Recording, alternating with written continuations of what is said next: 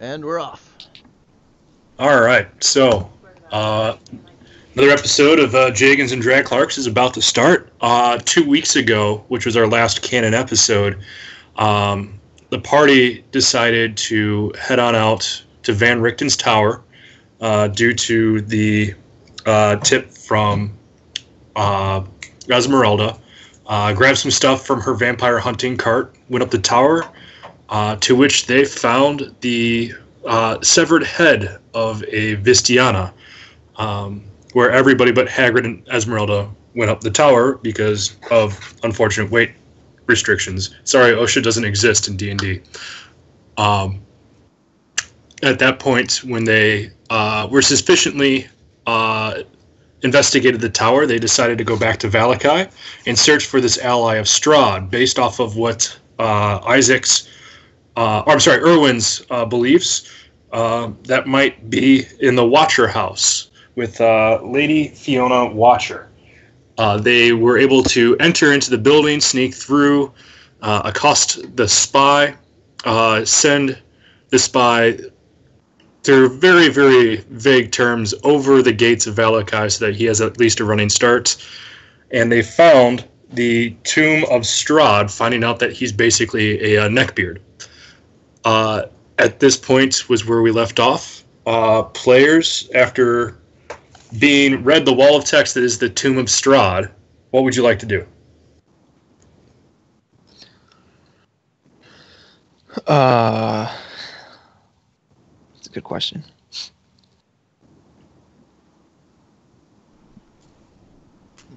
Well, we should probably go into the city and get this lady who's the ally of Strahd driven out of town, now that we have the information. Do we have, so the guy whose name I don't remember we were talking to last week told us that Lady Watcher was getting her daughter married to the burgomaster's son so that they could basically deliver Valakai to Strahd, essentially, right? Mm-hmm. That is correct. Well, I don't know about you guys, but that doesn't sound like a great thing to me. Let's burn the witch. At this point, everyone make a perception check. As I move you to where the book actually was. AS is not here at this time. Nope. So we're just pop him over there. Bam, bam. Adjusted 20. I got 17. 11. Okay. Adjusted 18. Okay. So 14 was the DC. Who was below? Me and Tony. All right. You guys roll a wisdom saving throw at disadvantage.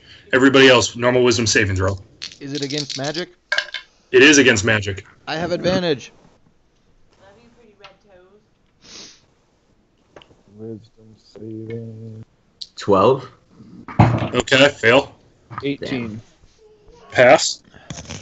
17. 3. Pass. And 2. Fail. Lucian, what was yours? Mine was a 3. I failed. All right.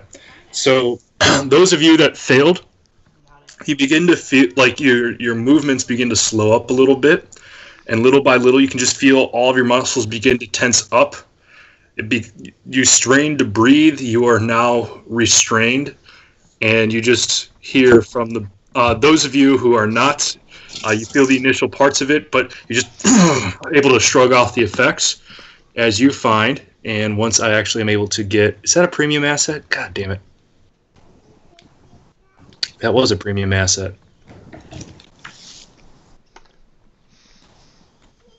Oh, all right. That sucks.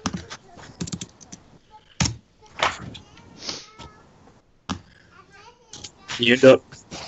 Those of you who can, turn around and you end up seeing a kind of sunken face, like very, very withered away facial features, kind of gray pale skin. Around her neck is a draconid. Based off of what you've been told, your first thoughts is this may be Fiona Watcher. She just looks at you guys and says, "So, what have we here?"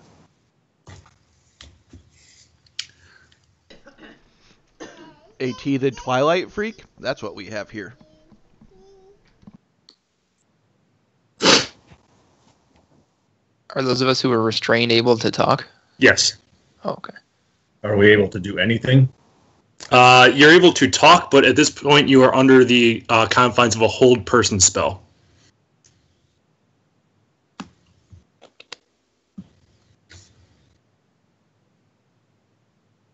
This is a strange question, but am I able to touch myself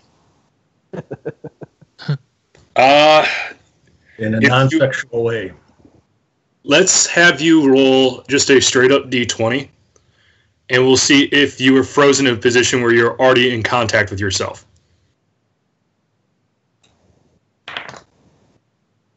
Damn it. An 8. An 8, I'd sit there and say that you when you felt the effects of the spell, that was your first thought. You were not able to get into hand contact, but it's a couple of inches away. You thought the best of it. It took a little bit too much time. All right. I tried. Could I make a perception check on Hagrid to see if I notice him trying to touch himself? You certainly can try. I will try. How about a 20 total? Yes, you're looking and you saw this effect of someone trying to reach for his chest. Not down there. You sick freak. Would it be possible for me, with the effects of the hold person spell, to move him so he could touch himself to allow him to enjoy himself? Make an athletics check to see if you can force his rigid muscles to move. I can do that. 12.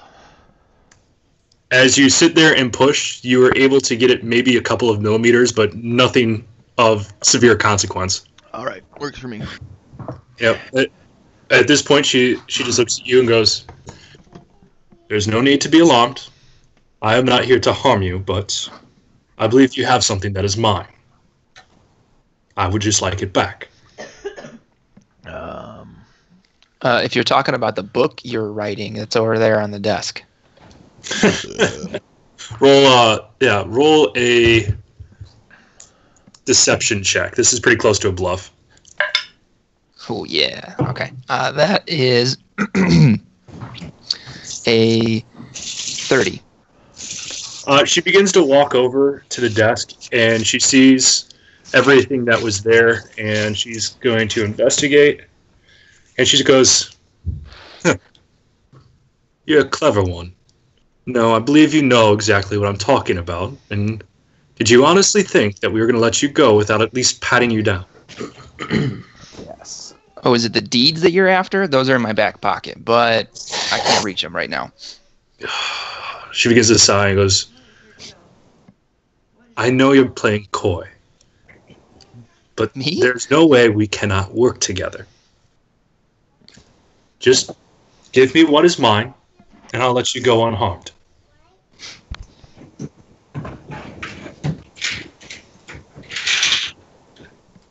Just to clarify, she's talking about the Tome of Strahd, right?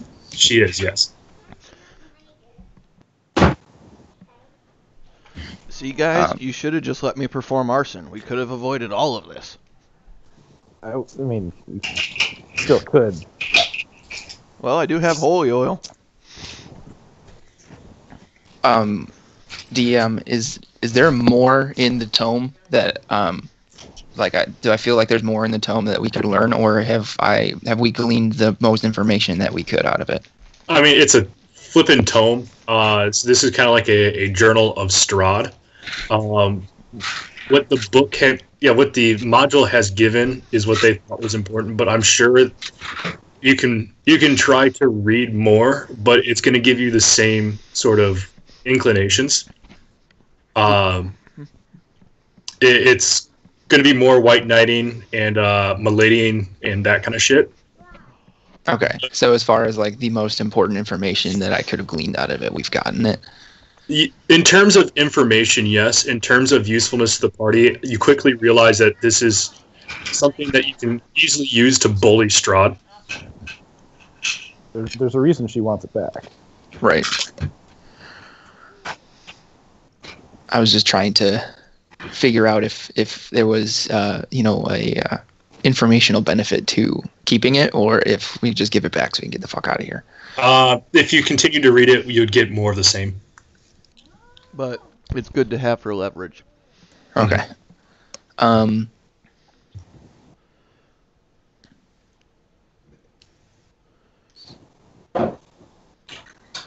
She's by herself, isn't she?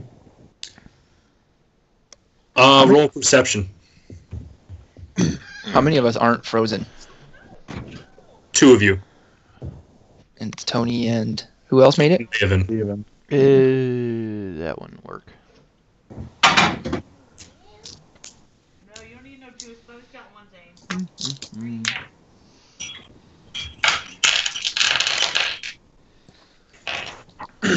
And this was a wisdom saving throw, correct? Yes. Then on. Wait, what was Haggard's perception check? I have not heard the results of that yet. Oh, I'm sorry, a 2. A 2. As you're trying your best to look around, you do have the use of your eye muscles to move, but based off of where you're positioned in the room, you can only see Fiona Watcher. Dude, stop throwing shit at me. While this is going on, is it possible to be making attempts to break the spell? You can, but based off of how long you guys have actually been talking, 6 seconds have not passed yet. Could I then in turn cast Enhance Ability on Mr. Haggard there? You certainly can, yes. And I want to use Owl's Wisdom. Has advantage on Wisdom checks. Cool. All right, then I'm going to kind of stall her a little bit. Look, we have something that you want, but we also know something that you don't want getting out. And that is? Well, if you want your little plan with the Burgomaster to go forward, then it's in your best interest to let us go. And what, pray tell, is the plan? Bow chicka wow wow, stabby stabby stab. Can you get the gnome to silence himself? No, really I don't wish know we that could. spell. She's being coy and vague. I don't think we should let her know exactly what information. I was just talking sex, damn.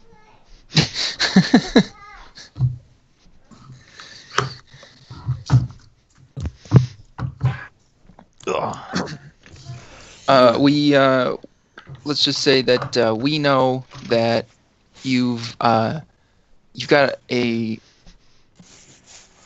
wedding coming up, and we here could very easily spoil that. Or perhaps you need a singer? Roll Another way for us to spoil that. I know an illusion spell. Yeah. Lucian, roll an intimidation check with disadvantage because you're frozen. You can't really get the proper nonverbal communication to be really intimidating. All right, that is a 12.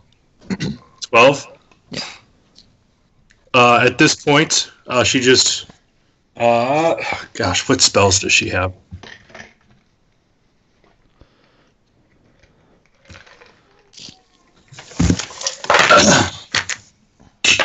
Damn it! Stupid dice. That's why I can't have nice things, guys.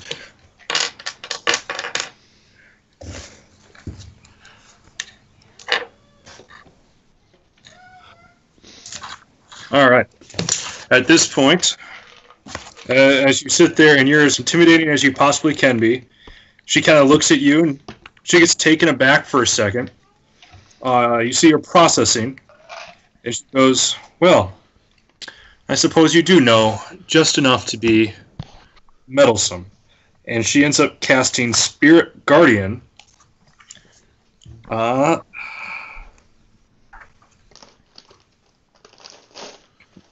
that spell?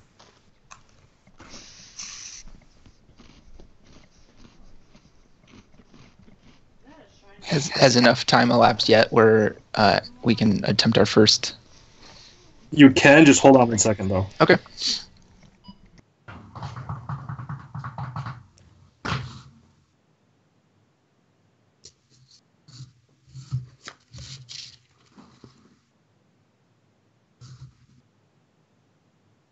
Okay, so that's a 15-foot radius circle.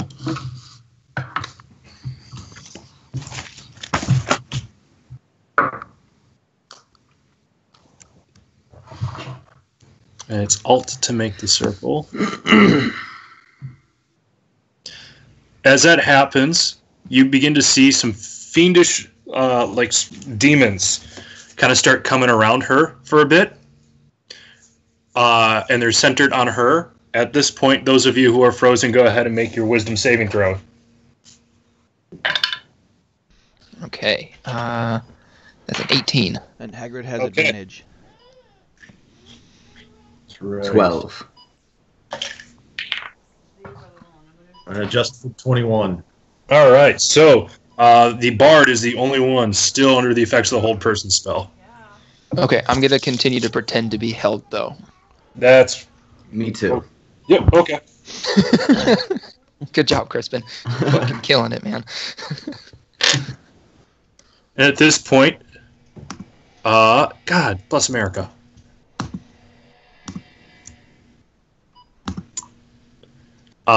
She begins just walking towards you guys, and those of you who are now in the circle or on the circle, I need you to make another wisdom saving throw. There we 13. go. Nat 20. 19. 11. I'm just outside of it. No, you're in it. I'm in it. Yeah, the line crosses over your sprite. Yeah, What? bitch. I turn this way. Still roll it. Okay. What was that? A wisdom saving throw? You said? Yes, it's a magical spell, so you do get advantage. I'm pretty sure I failed that one because I got a 11. Okay, who got above a 15? Yo. Okay, No. yeah, those who rolled above a 15, you take half damage on this. Damn. Really? So that's 14 damage for those who failed, 7 on those who passed. Okay. I continue to pretend like I'm not able to move. Roll a deception check, but also add your dex modifier towards it since it's a physical deception. Okay. That is a 30 again. All right, you're able to stay absolutely still. All right, guys. She heard us. Let's murder her. We were trying to be diplomatic. She obviously doesn't want to go that route. She shot first. Yep. So what is your aim here, Lady Watcher? Well, this may just be my perception, but you just threatened my family, and that cannot stand. No, we just threatened the wedding.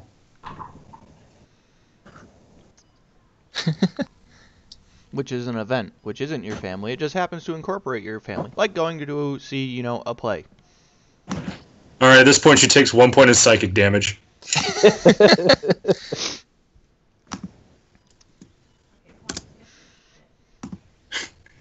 You have sat there and been so benign in your picking apart of arguments that you have given her a minor headache. Hey, the wedding's a That just- charade anyways. Yeah, and then because you took damage on this, Crispin, go ahead and roll another wisdom saving throw to get out of the hold person. Alrighty. And that's a 3. You're still under the effects of the hold Are you person. sure? You're so wise. I'm gonna Because cast it's the second an- concentration spell, you have the next roll you make is an auto success. Oh, yay. Yep. I'm going to need that. Yep. Why is having this tome so important to you, Lady Watcher? sploosh. Seriously, can you get the gnome to shut up? I can't. We've tried. We turned me into an asshat, no less. As she just begins to look around, and she just steps even closer at this point, right up into Lucian's face, and that brings that further, and she's going to roll perception on you. Once again, go ahead and make a deception check with your dexterity modifier added in as well. Okay. That's an 18. Yeah, she was able to perceive that. So she's right up next to you, looking right into your face. Everyone, wisdom saving throw from Crispin to get out of the hold person. Jeez. And everybody else, wisdom saving throw for the effects of the spiritual spell. I got a 7. Adjusted 20. Okay, so you've got half damage. 18 to escape. Okay, you're out. 9. Full damage. Was that a wisdom saving throw? Yes. Then Hagrid has advantage. Oh, I still do? Yep, lasts for an hour. Oh, nice. I Fine. can't do that. Can't shoot. You gotta reload it, Brad. All right. So where are we at on wisdom saving throws for the damage? I got Leovan passed, Tony failed. Do I autofill since I was being held? No. Oh, okay then. Hold on. Oh, that's a 7. Now you failed. Okay. Is somebody hooked up to a fucking heart rate monitor? No, it's a laser tag game.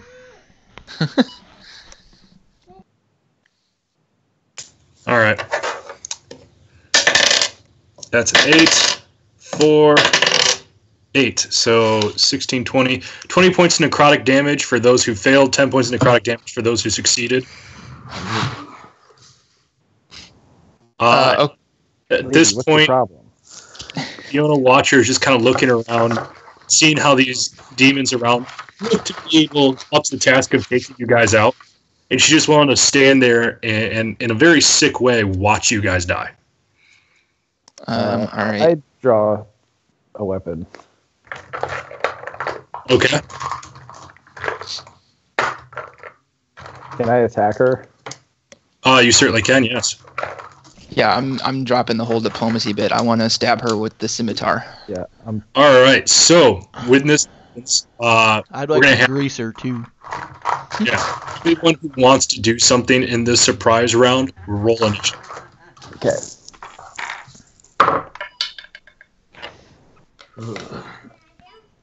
Okay. 12. 13. 5. 22. All right. So Lucian goes first, Tony second, Evan third on the surprise round. Okay, so does that allow me to use assassinate? Yes. Okay. All right, that is a 16 to hit. Easily hits. Okay. So that is 6d6 damage.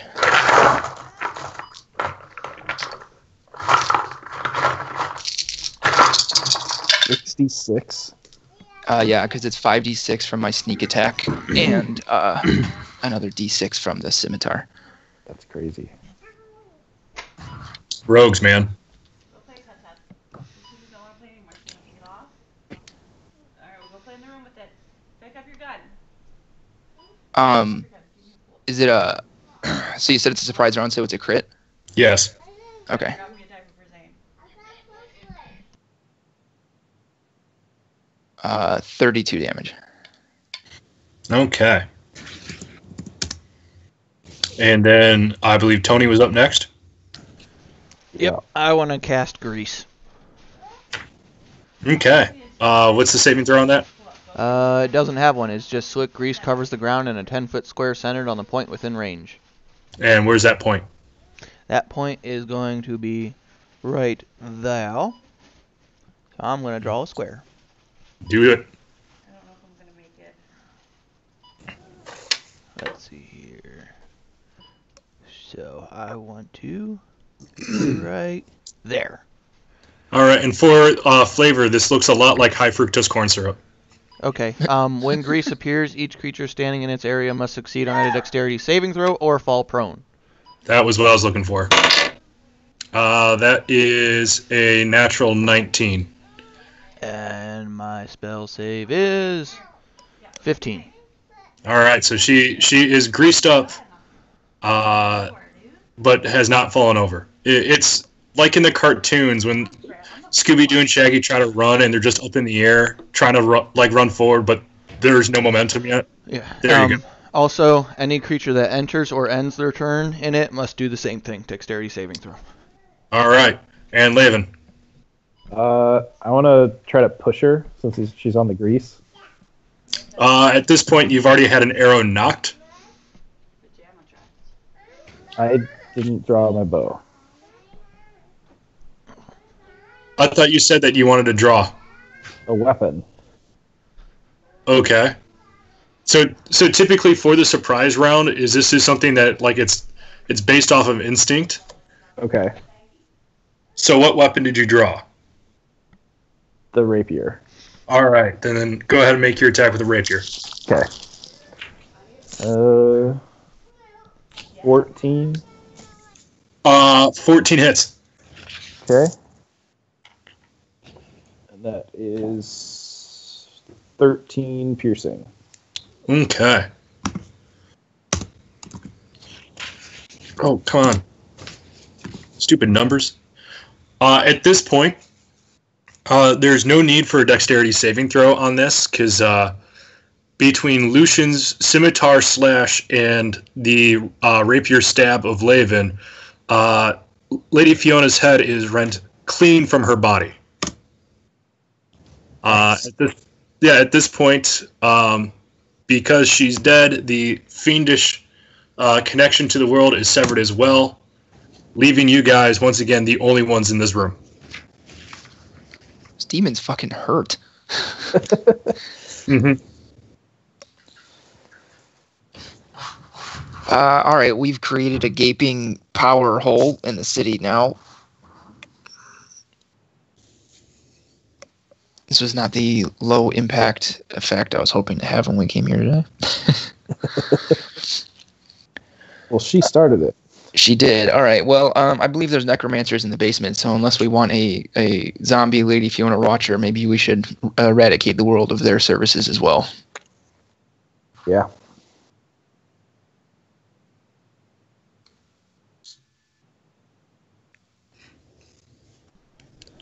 What do the rest of you guys think? Yep, let's go. Can we take a short rest first? I'm a little bruised up from not being able to move for 10 minutes. Oh, it was more like 40 seconds. When you got trapped in Syndom, it feels like 10 minutes. Okay.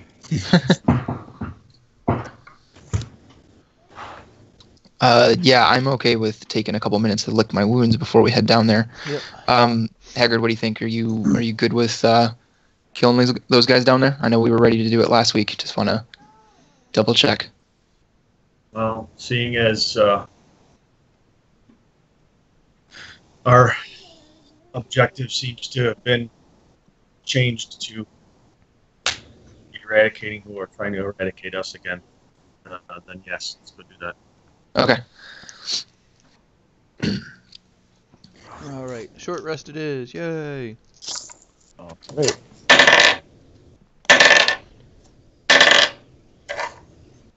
19. So how many are they, D8s worth of, or is it just D4s? Oh crap. For a short rest, Yeah. it's so it's your hit dice. So you've got 9 D. Yeah. I just deleted myself. How long is our short rest going to be? They're usually 20, 30 minutes, I think. Right, Jay? Yeah. Okay. What do you want to watch? I'll use 3 more. Thank you. Alright, take her.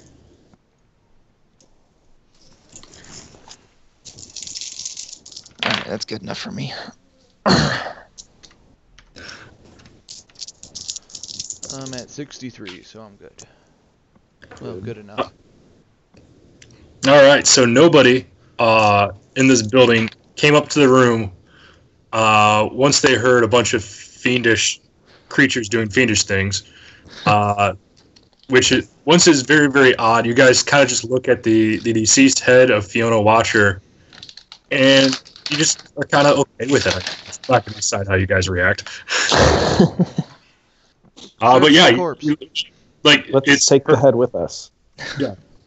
like her body's there, her right next to it, and you guys are all just sitting there smoking. Let's rummage through her personal belongings. Okay, investigation. Alrighty. Let me get up to the right page. Total of 10. Find me anything. You find 2 scrolls of hold person and 1 scroll of dominate creature. Ooh.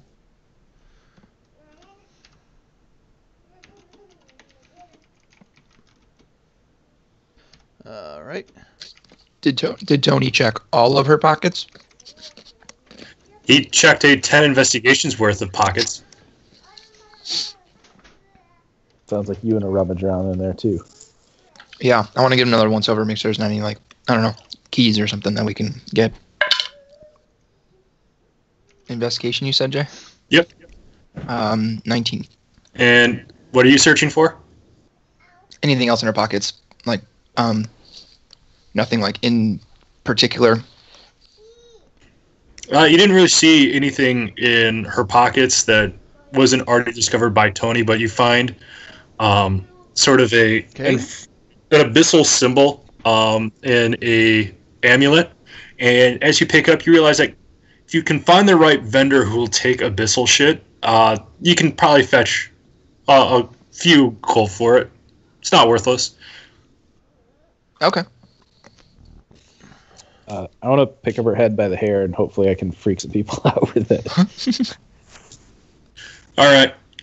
You are in possession of Fiona Watcher's decapitated head. Do we want to put it in the bag of holding with the other one so that way they can be friends?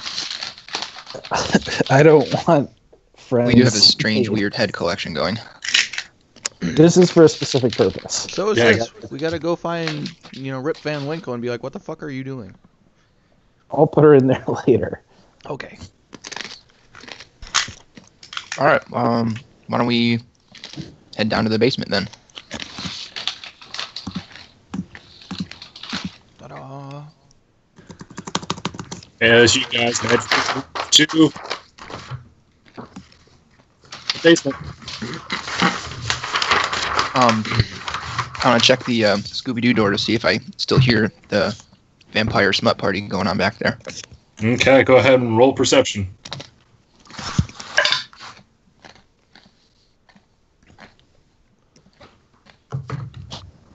10. Based off the fact they're being very, very loud, there must be a point of contention there. Yes, vampire smut party is still going on. Okay. So I go over. I'm over by the door. I want to try to stealthily open the door with Hagrid over my shoulder, as we discussed 2 weeks ago, ready to cast silence. All right, because this is a conversation I was 2 weeks ago, remind me again how the plan specifically was going to work. Hagrid, correct me if I was wrong, but I was going to try to stealthily open the door, see if we could identify somebody who was a main target for the spell, and Hagrid was going to cast silence on them so that they could not do necromantic shit at us.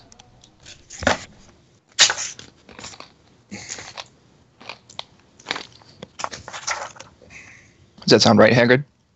Yes, that's exactly right. Okay.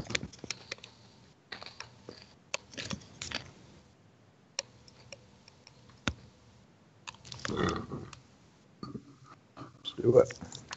All right, so just so you're aware, silence is not cast on a creature; it's cast on a spot, and it's a 20-foot radius sphere.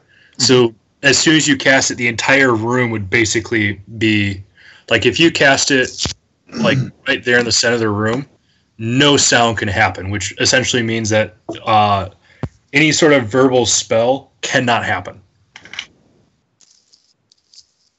I thought I remembered you saying something about assuming proficiency in the spell, and therefore I would be able to cast it on an object, on a person. Yeah, like not on a person, but like something they were wearing, so that way the sphere moved with them. Yes. Yep. So that's both of those are true. If you cast it in the center of the room, it is a static 20-foot sphere. If you cast it on an item they're wearing, then it's a moving 20-foot sphere. Okay.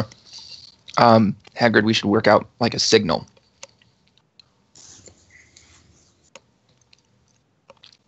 What do you want me to do to indicate that you should cast it? If like I see something and you don't, or something like that.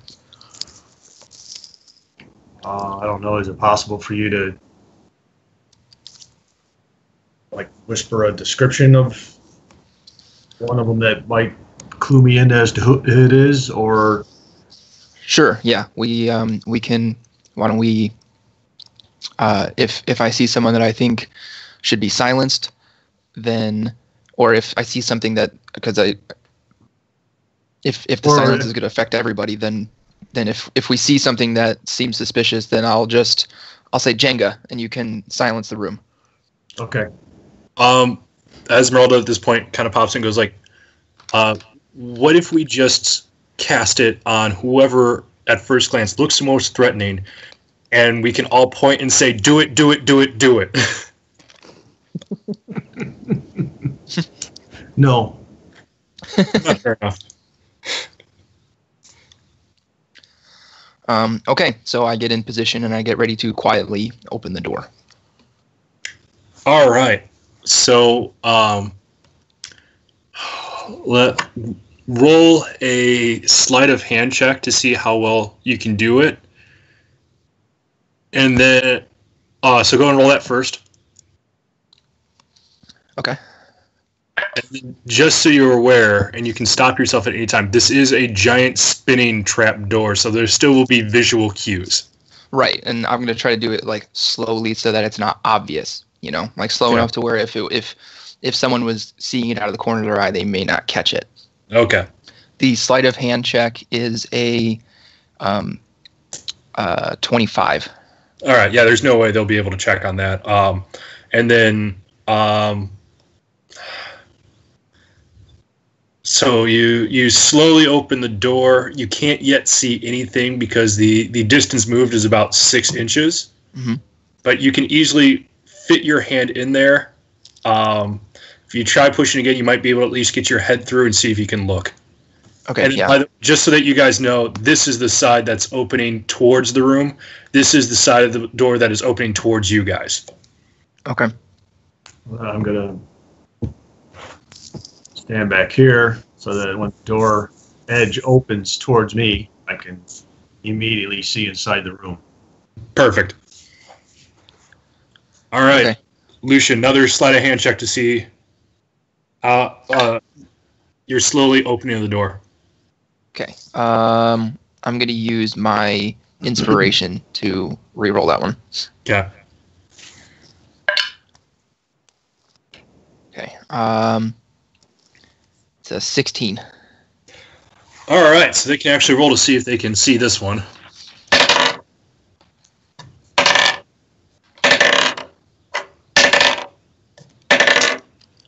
Oh my god, you're gonna be so angry at that last guy. Rolled a natural 20. You are able to open up the door. It's a full foot. Hagrid can see these two individuals right there quite easily. They don't notice him, but this guy back here notices the door moving, and he just kind of stands up and he begins kind of just inspecting it. It's kind of like in Skyrim where you're detected, but or it's people are searching for you, but you're not detected. Okay. Before I use the code word, I'm looking for any like hostile activity from them. So if he's just investigating, then I'm not gonna move. I'm just gonna sit tight. Yeah, at this point you hear necromantic smut talk kind of like simmer down, and he's using hand symbols so that they know like, hey, just be on alert. And he steps forward like that. At this point, Hagrid, you get the idea that there's a third figure.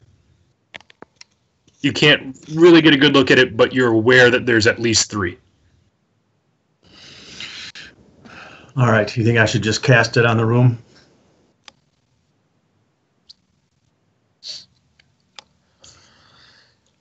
Yeah, I guess so. We need to take these guys out anyway. Yeah. All right. So then concentrating on a point, which is there. All right.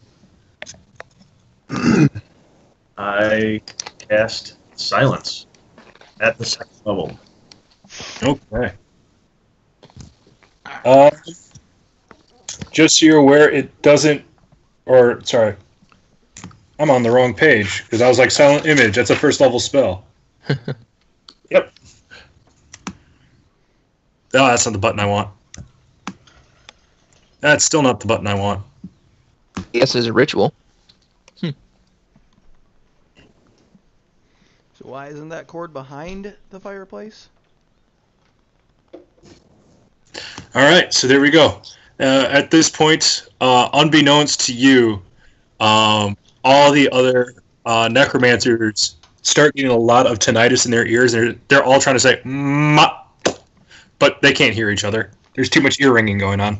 Brothers. Am I affected by this? Not yet. Okay.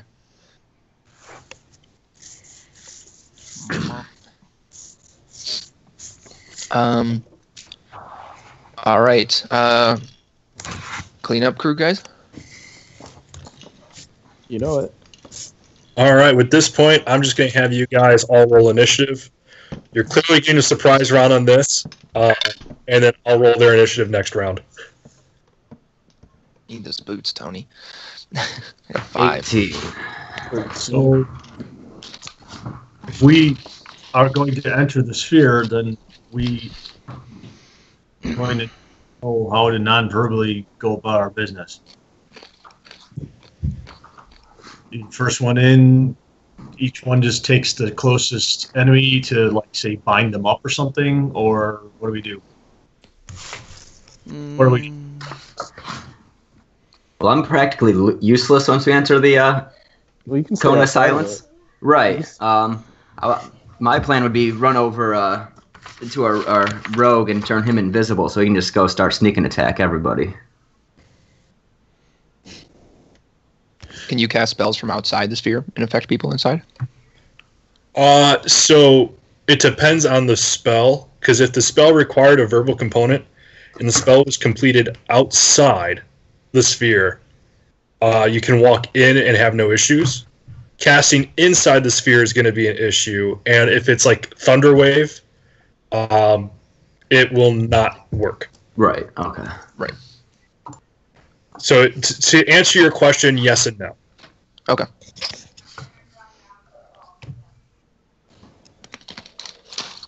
Because those of you who have casted Thunderwave are aware enough of how the spell works to know that if you can't use sound waves, you probably can't attempt the sound wave spell.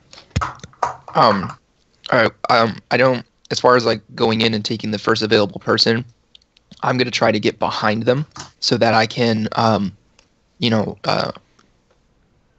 do my typical dirty fighting thing. Okay. All right, so before you go anywhere, though, let's throw the door open as far as we can. Yeah. 90 degrees, so we can all have easy access. Right.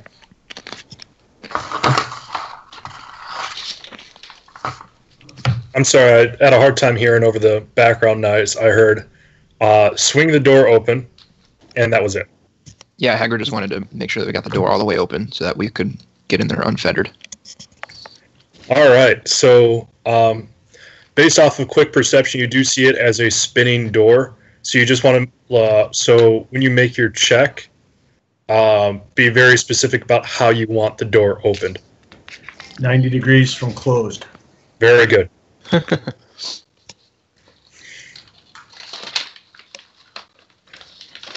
All right, so the initiative order, 20 to 25.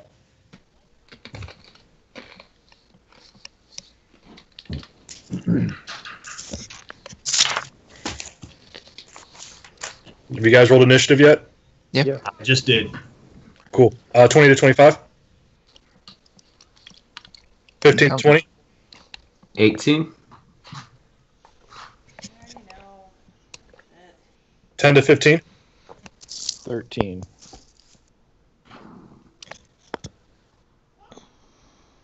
5 to 10. 8. 5. 9.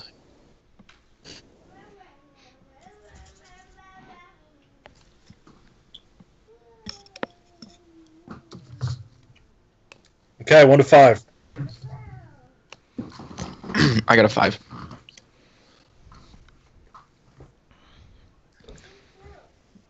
Okay, so that leads us to Crispin starting off. All right. Then yeah, I'm gonna run up to Lucian and cast invisibility on him. All right, just for the record, if you are in that spot right there. Oh, I'm gonna run up to yeah. Lucian and cast invisibility on him. All right. Lucian, do you accept invisibility? I am a willing target. All right, very good. You're invisible. He accepted Look right invisibility. through me. All right. Anything else you want to do? Let's see. Yeah, we got Levin over there. Might as well cast enhance ability on him. Okay, what ability are you enhancing? Let's see.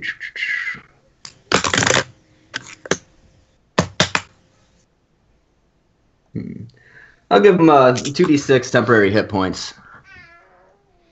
Okay. All right. So, Levin, you get to roll 2d6, add that to in temporary hit points. Those go away before your regular ones. If you get more temporary hit points, they don't add on, they replace. Right. Lucian, since none of us are going to be able to see you, you say concentrating more on the right side of the room or the left side? Right side. Front. Okay. I'm going to cast Sacred Flame. I don't accidentally. Yep, because we're at Hagrid now, and Sacred Flame is going where? Leave the KK alone. Oh, I was just battle talk. Oh, okay. Yep, so Levin's up. All right. I'm going to draw my rapier and go running into the room. All right, at this point, go ahead and move unfettered. We're assuming that Lucian's first action was to kick the door open. It's now at 90 degrees. Okay. Then I want to stab this guy. Go for it. It's 26. Let me check right here. Yeah, that hits. Thought so. And then 8 piercing. Okay. And then stab him again with my extra attack. Sweet deal. 22. Yeah, that hits too. And then this one will be 10 piercing. All right. And then I'm good. Well, way to go. You guys are openly attacking a book club. Hagrid, you're up. I'll give you a second.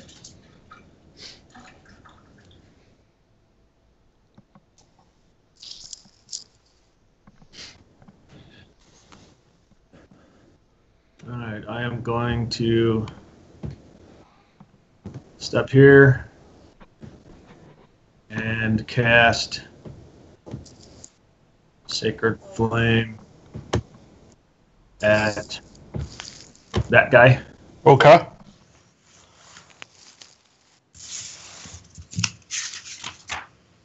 And is there a save I need to make?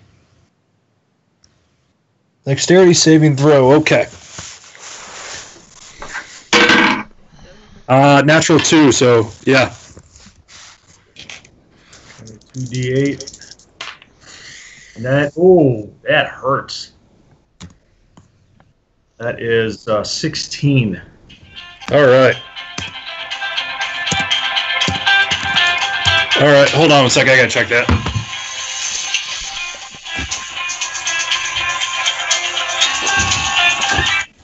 Okay, man.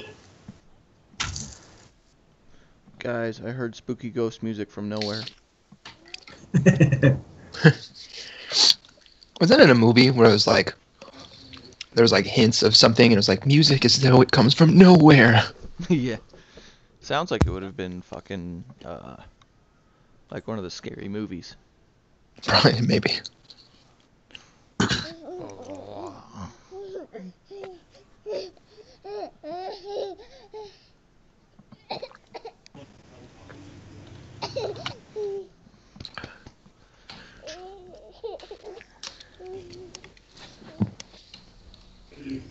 Oh, man.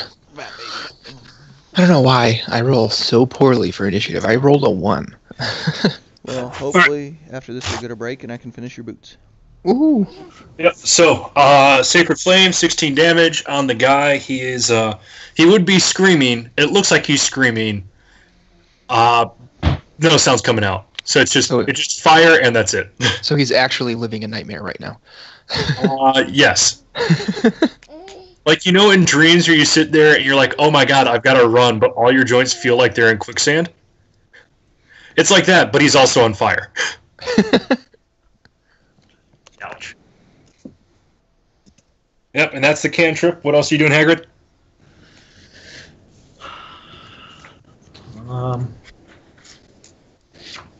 Can I do a spell as my bonus action?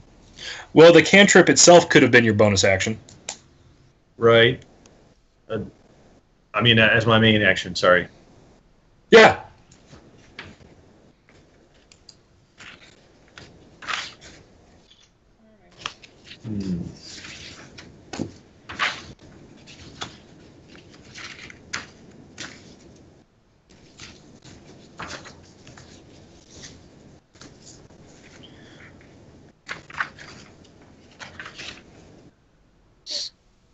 Jamie, the complete opposite way that I did not. Thank you.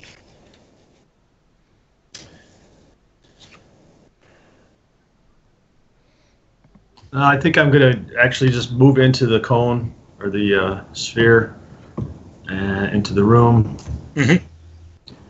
And I'm just going to melee attack the guy who's burning and screaming silently. All right. Go ahead and roll to hit. That is an 18. 18 certainly hits. And Yeah, just for the record, these guys are armored up enough for a book club. right. But like an evil book club. Yeah. Might as well be the book club of pain. All right, so You can that's slow that. 8 slashing, plus do I get to use my blessed radiant damage? Remind me again, what's up? My That's sword's a new- been blessed. Oh, yes. Let's get down. Yes, you can.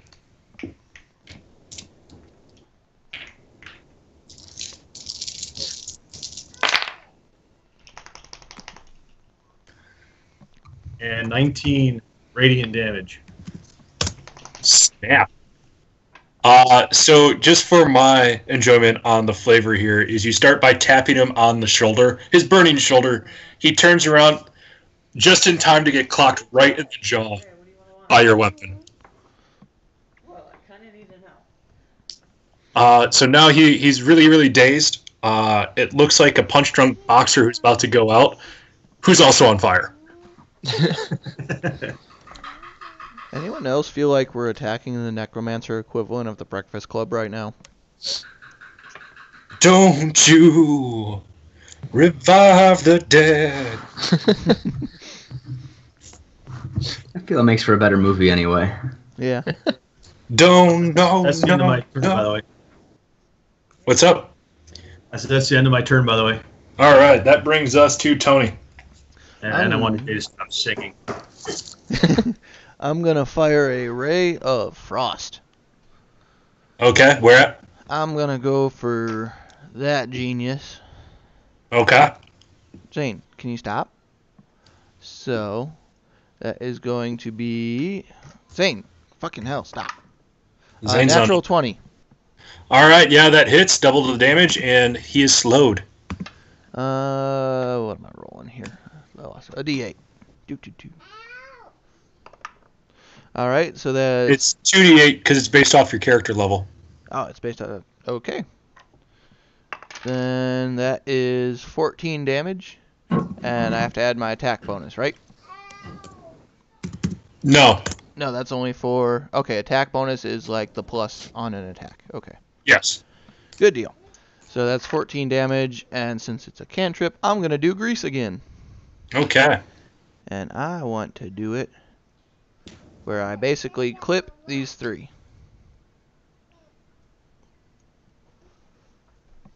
All right. So that's just a spell save DC of 15 for him. First fails. Second is a natural 1. Third succeeds. So these two fall prone. Yeah, low back pain.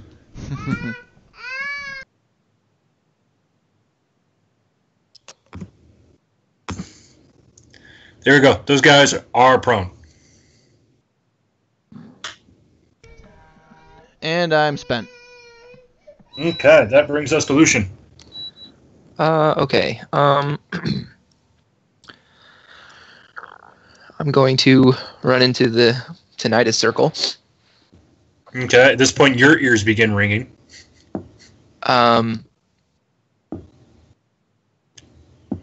What does being invisible get me as far as like attacking something goes?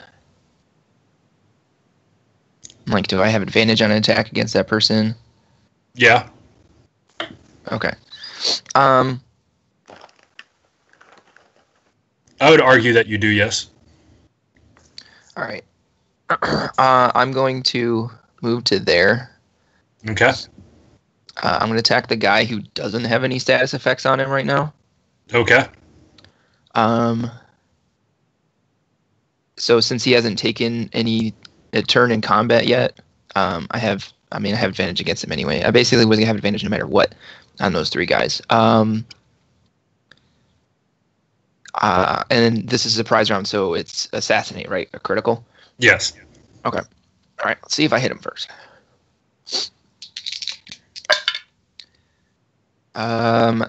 Does a 11 hit? On an unarmored book club attendant, yes. Okay. All right.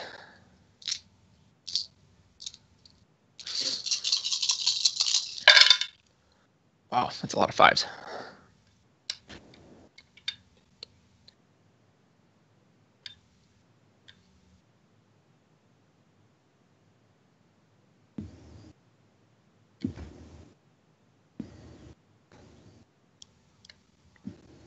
So that's 56 damage. All right. You stabbed him so hard that he would have screamed to the high heavens if sound was allowed. But you just hear, or you see what would have been a scream, then him fall limp, and you release him from your scimitar. He plops down on the ground, once again, not making a sound. Okay, and then I'll use my bonus action to use my other hand to attack with my dagger of venom. So your Against first the guy attack who's with next the to him. scimitar, seconds with dagger of venom. Okay, you can go ahead and roll to attack, and this will be just a regular critical hit instead of a sneak attack critical hit. Right. And do I have advantage since the guy's prone? Yes. Okay. Wow, I cannot believe I rolled 2 4s. But it's a +9 to hit, so that's 13. Go ahead and hit that unarmored person lying on the ground. Okay. With pleasure. I feel like Jay is really judging what we're doing right now. So that's 15 damage. Okay. That brings us back to the top. Crispin, go do Bard things. Okay. I'm gonna run into the room of silence, and realizing I have freedom, I'm just gonna start shouting what I really think of the party. Okay. And I'm gonna take a stab at this guy right here with my long sword. That guy currently on fire. Oh yes. And that is a 23.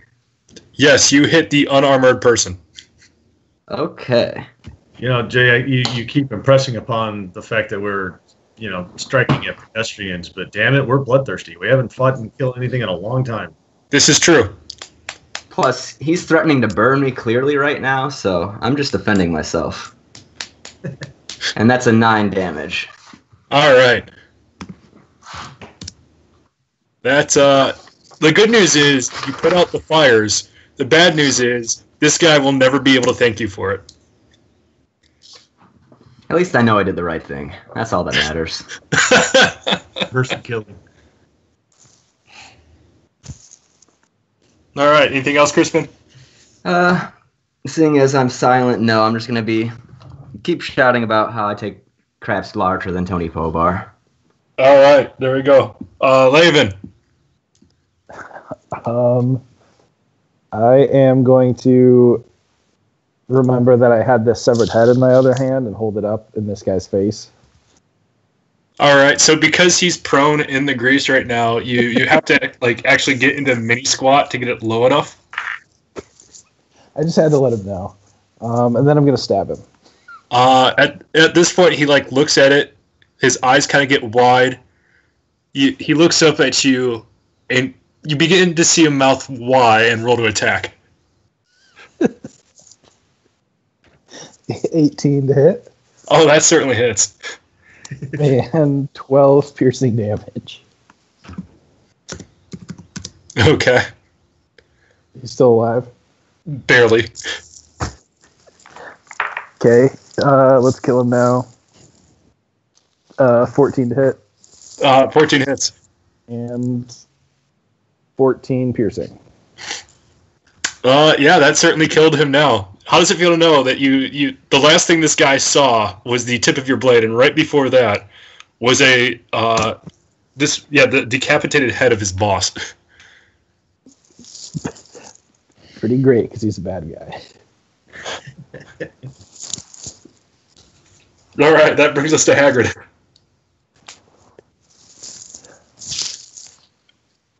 All right, since the silence is still in effect, I'm just going to move forward and attack that guy. All right.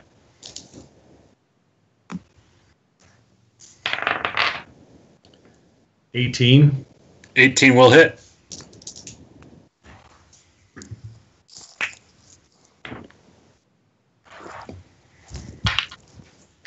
And that is 12 slashing 12? and 20 radiant damage. All right, you one hit killed this guy. I reluctantly remember that he was defending himself with only a book. Look, librarians on the Death Star still back the Empire. I just want to let you know that knowing is half the battle, actually battling is the other half. And good point, Kristen. You can't hear that. Player talk. So good point, Aaron. No, he felt it in his soul. They have a soul bond. Yeah. Anything else, Hagrid? No, I'm going to just stand here and watch the rest of the combat. All right, Tony. Ray of Frost again. All right. Oh. So that comes to a total of 9. 9 will not hit. You shot it. You forgot that when people fall down on the ground, they're shorter than when there usually are, and you went back to your normal. Here's hitting a regular person angle, and it goes right over their head. All right, then it's time for a thunder cannon. What kind of damage is the thunder cannon? Lightning. Okay. Yeah. Go ahead. Is it specific? Because there are party members near that area. Yes, it's specific. It's kind of like a musket. Yeah. The main reason I was asking, because if it was thunder damage, the silence spell technically does not allow it to actually hit. And it only, I think, does thunder damage if I use Thundermonger. Mm-hmm. So, I rolled a 22. That will hit. All right. You're able to adjust your angle, accounting for the shorter height. 2d6. Holy shit, Tony hit something on that goddamn cannon. Well, I wasn't throwing anything, so, it's all well and good. Let's go with 6 damage. Okay. And bonus to reload. All right. That actually allows us to get our first Necromancer turn. So the Necromancer is going to stand up using half of its move speed. It no longer has low back pain. However, because of that, it can only move another 5 feet. So it's just going to turn around and it's going to make a unarmed strike on Lucian. That is a 9 to hit. I successfully dodged the book. Yep. Then that brings us to Lucian. I'll swing at him with my scimitar. Y'all are being ridiculous. Because now it's a real fight. Come right for us. Don't bring a book to a scimitar fight. Oh, that's a natural 20. Hold on one second. I messed up here. I have to roll perception to see if they can actually see you. The good news is, the problem is they had to roll at disadvantage, so no matter what, they couldn't have hit you. I attacked, so the spell went away. Oh, okay. So what'd you roll? A natural 20. That will naturally hit. Naturally. Wow, cool. Rolled a 1. So that is 2 damage. 8 damage. How do you want to do this? I want to swing through the book and into his neck. All right. As you sit there in the book coming forward towards you, you begin to remember how much you hate Necromancer smut tails as you bring your dagger of venom through, slashing, and you release the acid to corrode the book so no one could ever read that awful, awful thing again. And you just happen to trail through and clip the neck. You begin to see a gushing of blood coming from the carotid artery of this Necromancer. He begins to mouth some words. You take it as, "Help me," as he just falls to the ground in a slump. So much for knowledge being power. What? Pen mightier than the sword my ass. What?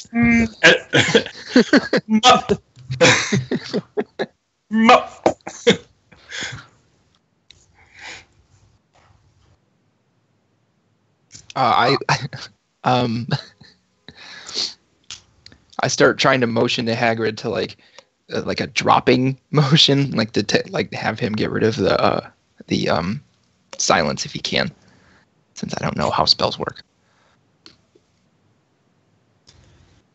I mean, Hagrid can drop silence anytime he wants, yes. Yeah. I put my arms together in front of me, touching my elbows, or grasping my elbows, and I nod my head. Hagrid, do you already have inspiration? Because if not, you now do. I dream of Genie. At this point, you guys begin to have the tinnitus leave your ears, and you hear Crispin talking shit about Toni. It is literally based off of how he is you hear and the defecations he makes, they're so goddamn tiny. I make shit that are literally looking like him. And that's where. And they smell better too. And at that point, you hear yourself, and you look around. Oh shit! Good to know, Crispin. I inspire you so thoroughly that even your shit wants to be me. I know. I've never had friends like you.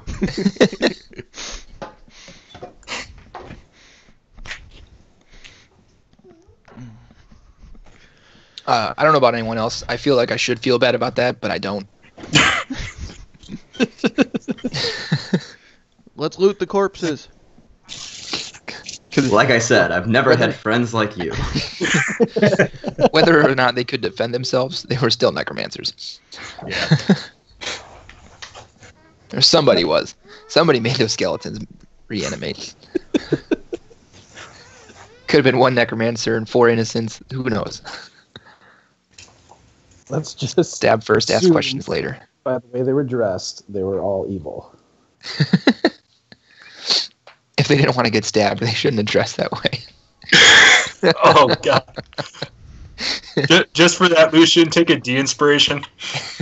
For victim shaming the necromancer? Yes. Well, I vote we go get a freaking room and a drink. Not in that order. We need to find Erwin to let him know that the Watcher family has been destroyed. Well, other than the daughter, which we should probably go kill her too, just for the vengeance factor. Wait, we still got the head. We can give it to them as a wedding gift. Yeah, there we go. Oh, that's a great idea. And we need to go... At this point, Esmeralda kind of comes in, really just here to pipe one-liners in, apparently, and just goes, this is actually when it would be okay to burn down the house. All right, fuck it. I want to light the house on fire. I'm going to start dumping gunpowder everywhere. Everybody run. All right, so you start making a line of gunpowder. Starting with the corpses and books that are in this room we were just in. Okay.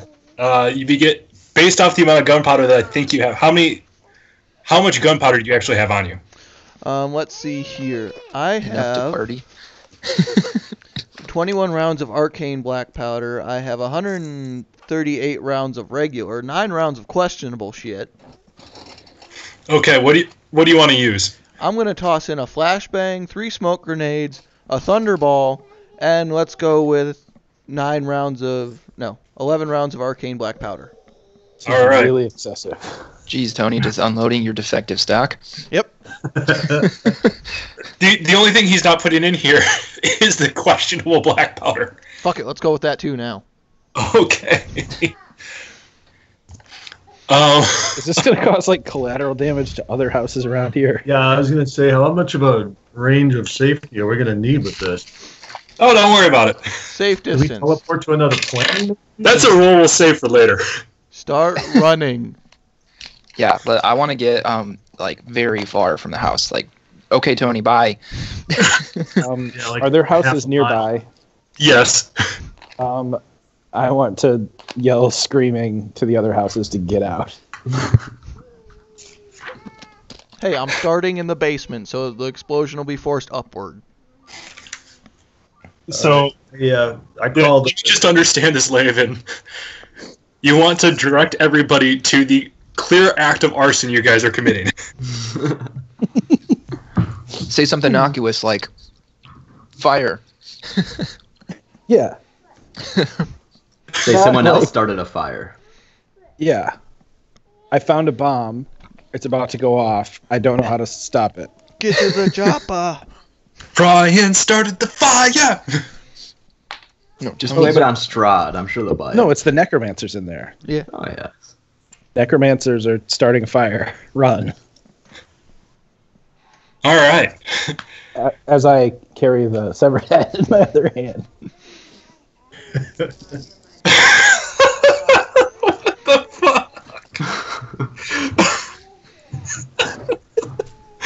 All right. I just So as you guys, how are you exiting the house? Through the cellar door. Going up the cellar stairs. All right, as you guys leave, exactly the way in which you came in to the building,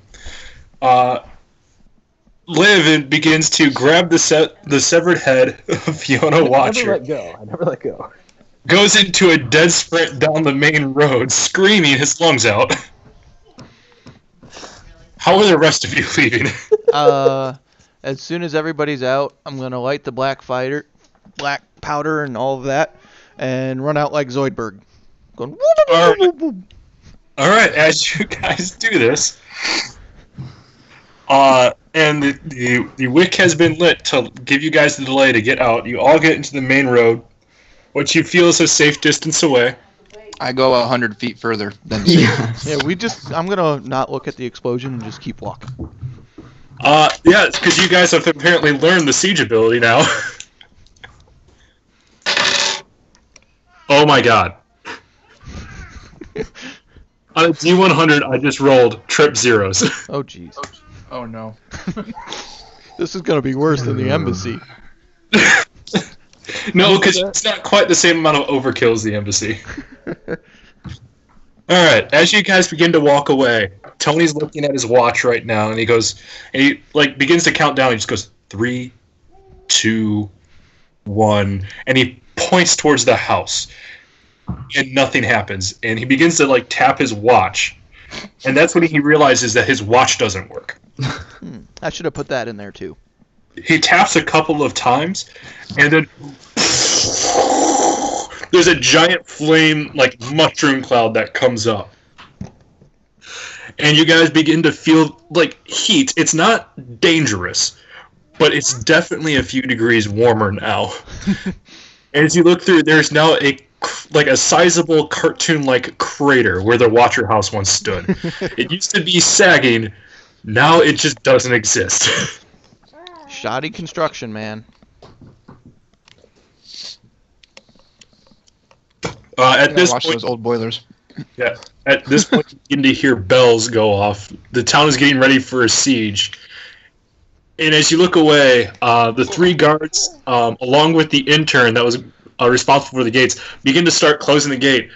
And the intern looks, points, and then they don't even bother.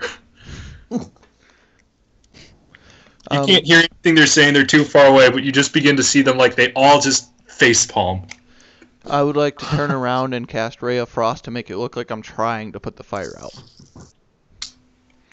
Based off of how far away you are, this is just a wasted cantrip. Damn Skippy. Yeah. Sure, go ahead and roll to attack the nothing that's you're in range of. I'm just going to make a streak of ice down the road. All right, great. How about a 15? Yeah, 15 certainly hits nothing. Good deal. Appearances, man. Perception is reality. It looks like we're trying to help at least. Thank you, Steve Bannon.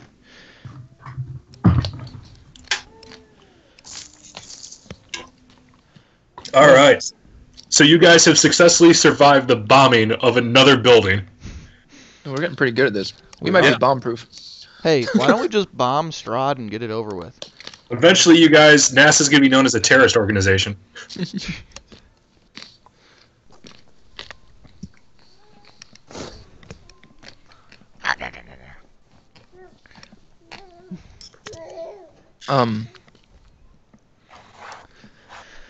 should probably head back to the Blue Water Inn.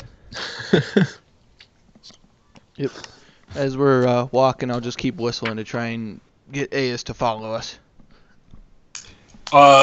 This is also conveniently when Aes rejoins you after dropping the spy off over the other side of the gates. Good deal. Okay. I'm glad AS didn't see that. He's too young.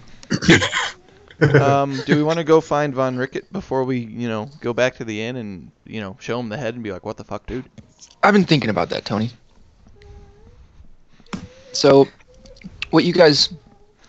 I don't know if you guys know or remember or whatever, but Van Richten lost his son to Vistiana. they sold his son to a vampire because he failed to save one of them. Oh, And oh yeah, sorry, Crispin, you weren't here for that. At this point, you guys have learned well enough to kind of like huddle up, and Esmeralda's just kind of sitting there enjoying a cigarette. Oh yeah, yeah.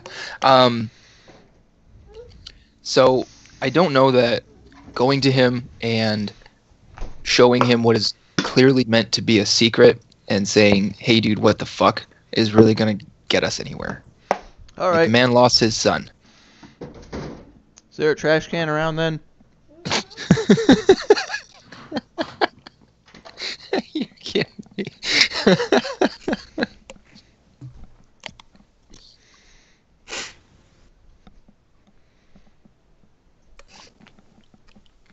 To answer your question, no, there isn't a trash can around where you can just throw away a Vistiana head. All right, I'll hold on to it till I find a trash can.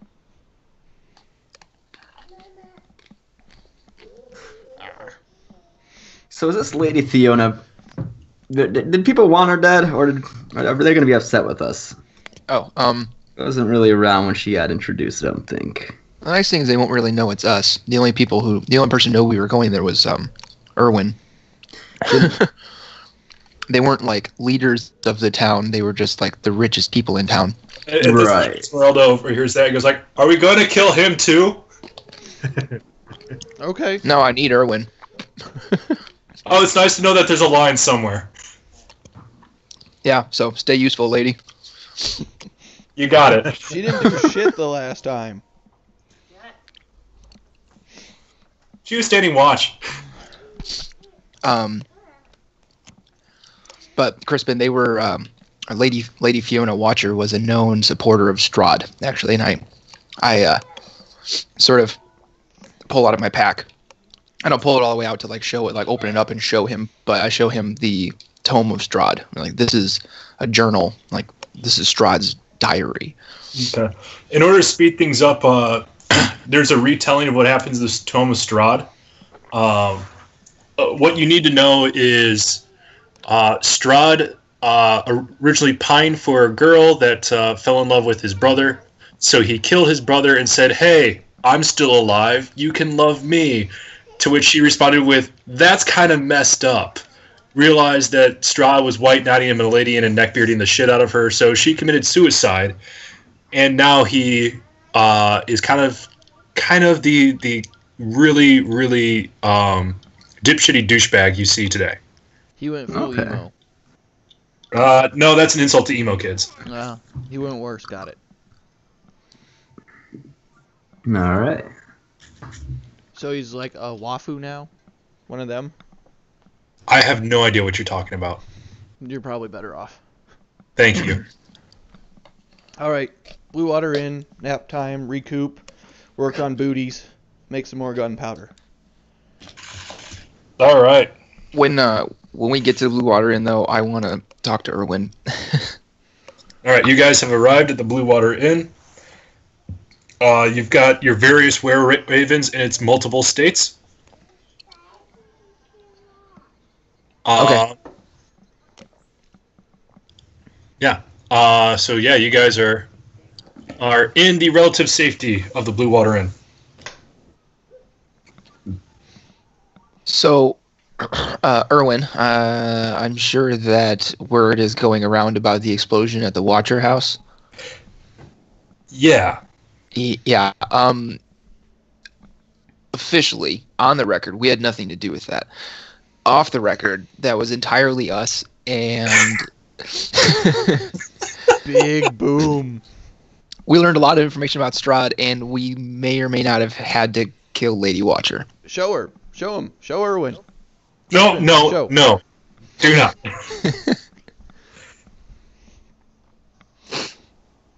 Remember, we're not ready for overt operations, so let's not draw extra attention to ourselves. Hey, how did Crispin get through town holding on to a severed head the entire way? You mean Laven? Yeah, there we go. Yeah. Big pockets. Big pockets. Fuck. And let's also put this out here. When a giant building explodes, people are going to be not ready to pay attention to the smallest details Hey, or head size details. we tried to help put it out. Speak for yourself. I did. I tried to help put it out. Tony, arson and extinguishing a fire does not a good No, firefighter no. make. Do not talk with me around. I need plausible deniability. I'm At this kind point, of he puts his fingers in his ears and just starts like humming to himself. I'm kind of like one of those angels of death. You know, I'll kill you and then try to save you, and if you die, oh well. He does not hear a single thing you're saying. Okay, that I just wanted to let him know that there was going to be that sort of gap in the upper echelon of Valakai. Okay, mission accomplished. Or so you think. You guys are back into your base of operations. You're back at the boo. All right, long rest and let's build some shit. Sweet deal. Make your last, or hopefully last tinkering check, Tony. That is D1 hundos. Mm-hmm. I'm going with 10 and a 5. It's a 15. Very good. You want to know what? You needed to beat a 12 in order to get it done. Woohoo! So as you begin to put the finishing touches, you like what normally would have been 20 minutes worth of work took you 2.5 hours because you had to get every detail just right over the course of this long rest. And you begin to make the boots, and they look actually pretty decent, pretty fashionable, until you like look on the bottom and it just sits there. And underneath one shoe it says Tony's, and underneath the others it says bitch. I approve this message. Mind me, dude. And that's why it took you so long. Had to get it perfect. But yes, the boots of Cat's Grace is now completed. Look behind me. Nice. So, how exactly does that work? Any dexterity check. So if it's a skill check or so it does not work, or it works on those, you get to take them at advantage. Initiative counts as a dexterity check. It does not. So basically, it's how the spell goes, because I don't know if it helps you with dexterity saving throws or not. But when you read Enhance Ability, it will answer that question for you. Okay. Do they require attunement? I would say yes. Okay. Ugh. Actually, no. No, I would say no. Oh. Okay, yeah, no, nothing on saving throws. Cool. Yeah, advantage on dexterity checks. I also don't take damage from falling 20 feet or less. Mm-hmm. If you're not incapacitated. Right. So basically, if you're able to land on your feet. So I just scream Lucian from across the bar and fling the boots one at a time through the air. All right, roll a d4. Let me know if it's even or odd. I can do that. Even.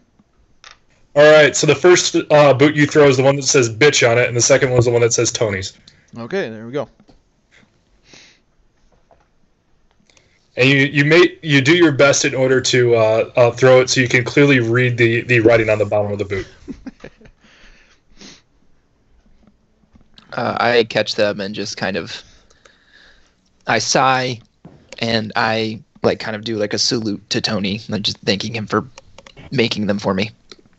Let me know if you need anything else. Tony's Bitch Factory is always at your service. Bitch factory. Wow. And here's how a storyline starts up, guys.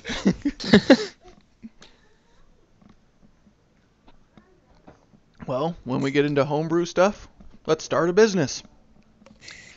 I get they sell ale here, right? At They sell wine here. just wine. Yes. Do they have enough for us to have like a small like a pitcher of wine?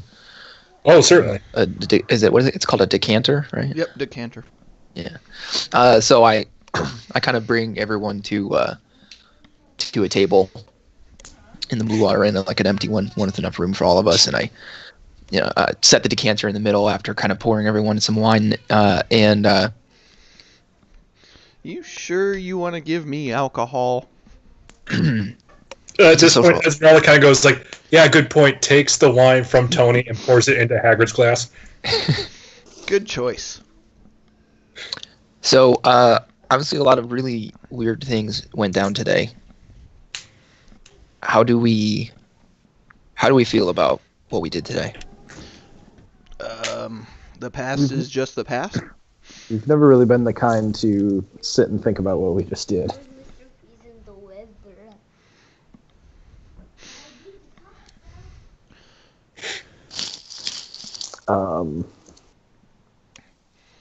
I feel like we should go kill Baba Lagasa now. Gesundheit. Yep. Or Baba Saga, or whatever the freaky pervert midwife is. Pervert. I just wanted to make sure that we don't have any moral quandaries with what we did today. We killed a woman who was trying to undermine one of the last resistant cities to a evil entity in the realm. We killed necromancers who revived the dead, who are obviously in contrast to Hagrid. And I got to play with fire. It was a good day, all in all. Yeah, the thing I'm most conflicted about is the fact that we just blew up a city block. I'm more conflicted about the, holding a severed head up in front of somebody and then stabbing them through the face. To say we're evil. At this point, Esmeralda kind of stops giving everybody the side eye and goes like, "I understand that everybody who we dispatched today needed to be dispatched. However, I didn't imagine I'd feel so dirty about it." Oh, you get used to it after a while. Take a bath. Maybe that's what my problem is. Tony advocating for a bath? No, that's... I feel like in a different lifetime I wouldn't be advocating for a bath, but in this one I kind of have to stay clean because it doesn't work so well with tinkering with, fine magical items. They tend to spark off and explode.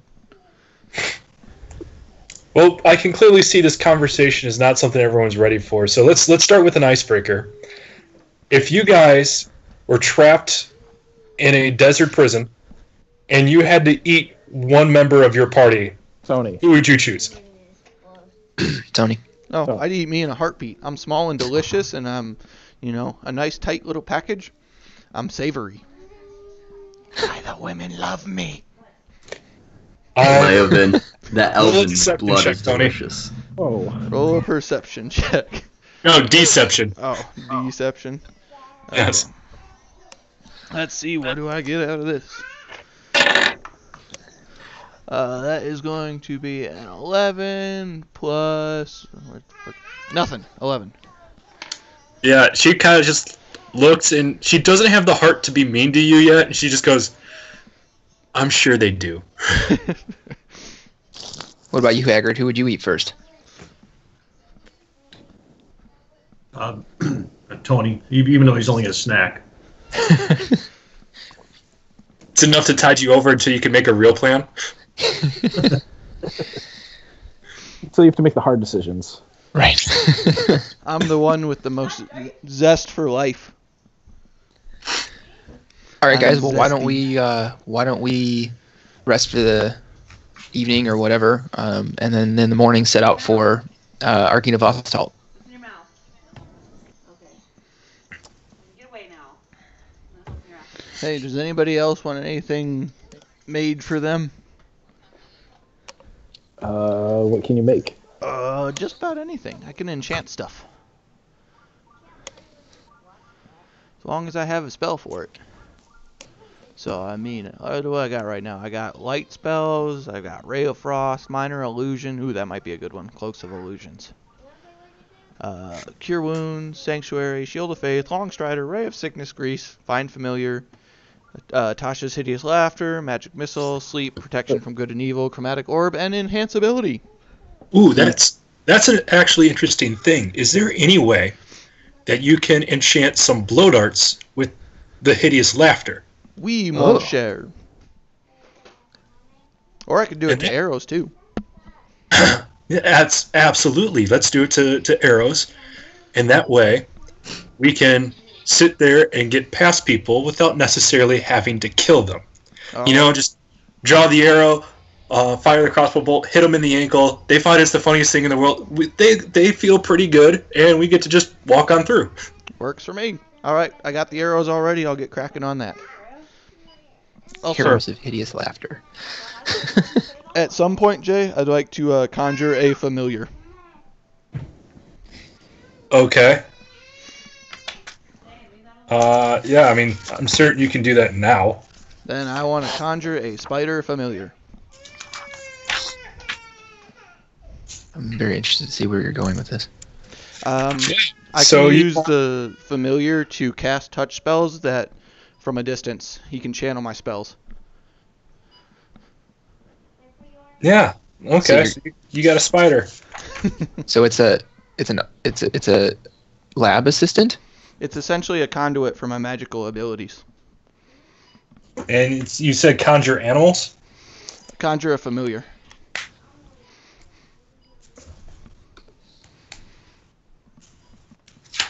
So many damn conjures. It's Find technically familiar. find familiar, but you conjure a familiar, so it's weird. Okay. All right. Yeah, you got a little spider. Good deal. You're not sure if it's poisonous or not. Should I make it bite me? All right, I'm going to bed. At this point, as soon as the spider kind of comes in, it like crawls around your arm. Esmeralda's a little freaked out by it. I make it sit on my head. As if she needed a reason to not be around you. You have certainly given her another. All right, at this point, long rest is completed. You guys are at full health and spells. You wake up in the morning, and you have Valakai's best excuse for a continental breakfast. It's really just assortment of eggs, bread, and wine. Works for me. The pancake machine hasn't been invented yet. Tony, get on it. What am I working on? A pancake machine. Okay. Not a pancake cannon. Not a pancake cannon. Pancake.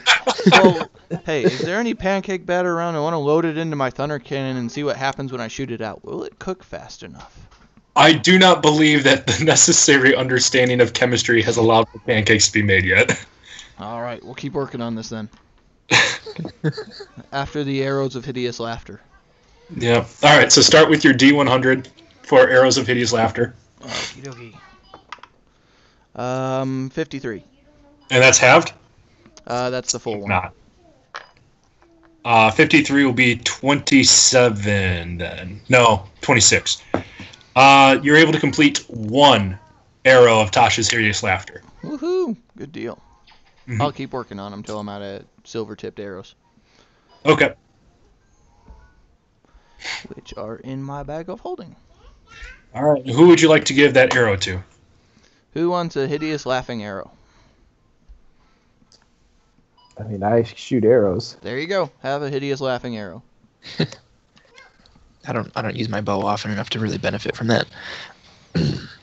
All right. Yeah. All right. As you guys head off, is there anything you'd like to do before heading off to Agynovostholt? Well, we already cleaned the town out of potions of healing. Hey, we should probably stick that that head into a box and send it over to the What's Her Nuts as a wedding gift. Oh, yeah, that. At this point, Esmeralda kind of like puts her hand on Laven's shoulder and goes like, I'm pretty sure there's going to be a delay in the wedding, considering the financier's deceased. Well, it'll just ripen by the time they have their wedding. I'm just going to give the head to Tony and wash my hands of it. All right. Into the bag of holding with it. All right, so now you have two heads in the bag of holding. Yep. Now all we got to do is find a trash can.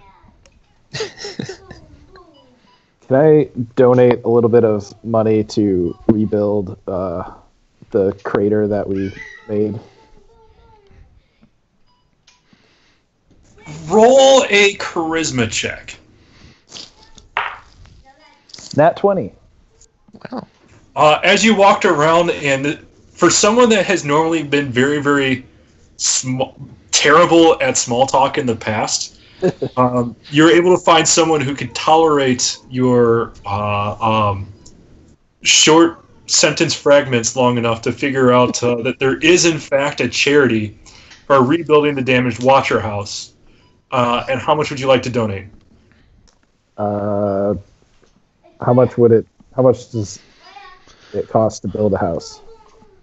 It's going to be thousands upon thousands of gold.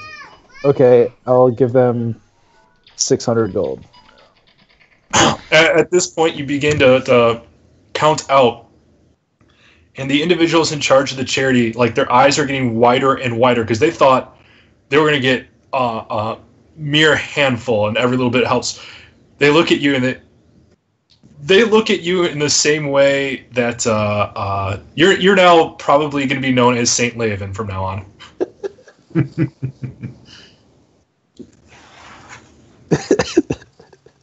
It's a pretty good reversal of fortune from the guy running through the street with a severed head.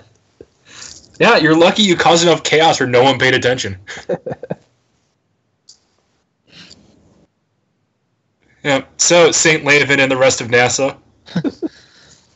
Anything you'd like to do before you head out?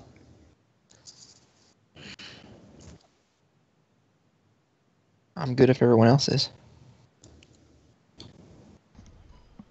Is there somewhere where I can find a bit of sulfur powder? Yeah, the general store will have some.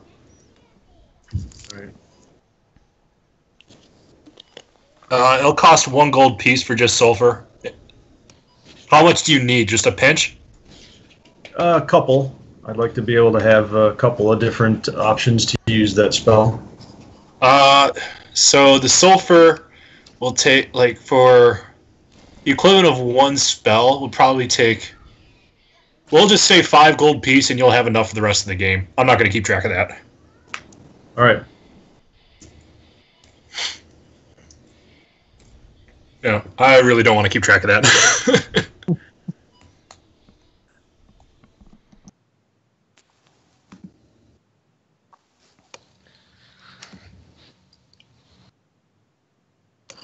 It's all I wanted right now.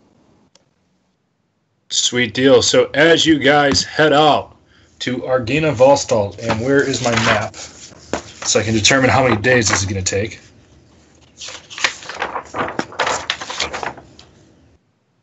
From N to Q. Oh, this is a same day travel. Good old same day travel. So let's do same day encounters. Oh shit.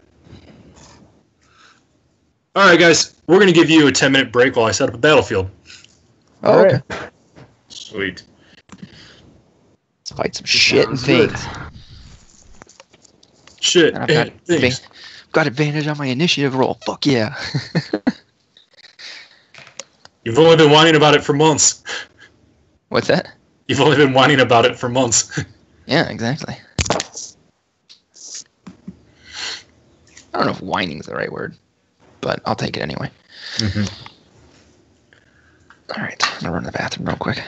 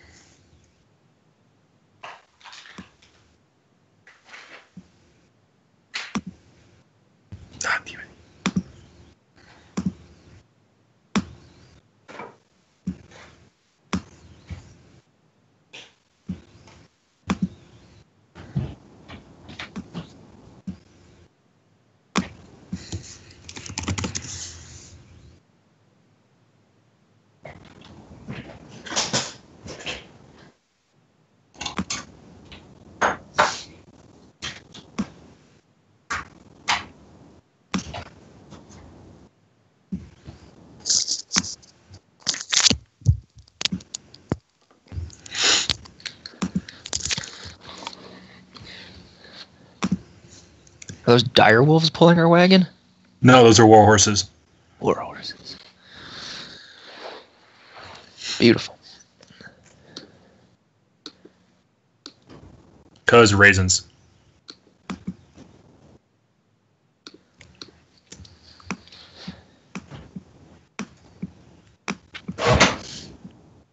Look at this forest. This forest is amazing. Blue.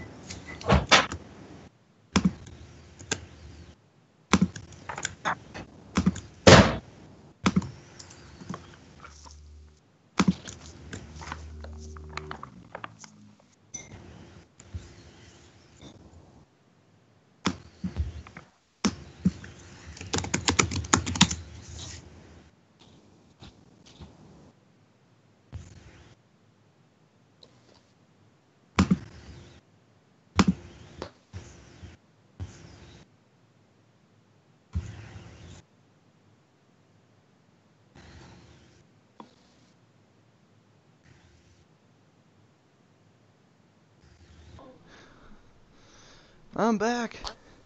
Woo.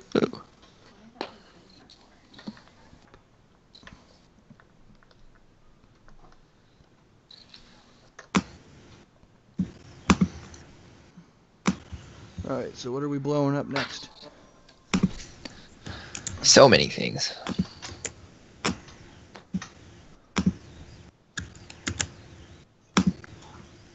Yikes. Are those blue trees? Yes. Woohoo. Blue trees.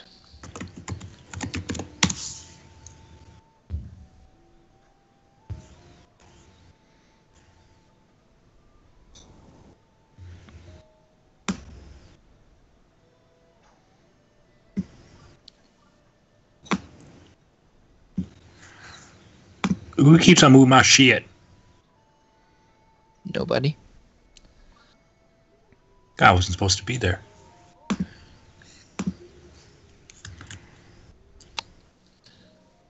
It appears as Leovan is drawing trees for you. Why they gotta be brown? Because brown trees are best trees. You don't know that. Oh, I just realized no one can hear me because I was muted. I was like talking about the trees, and I was like, nobody's responding to me. Good job, buddy. Okay. Well, when Yeah, I'm back. Sorry. when Leovan is done making cliche trees, I guess we can begin. I guess.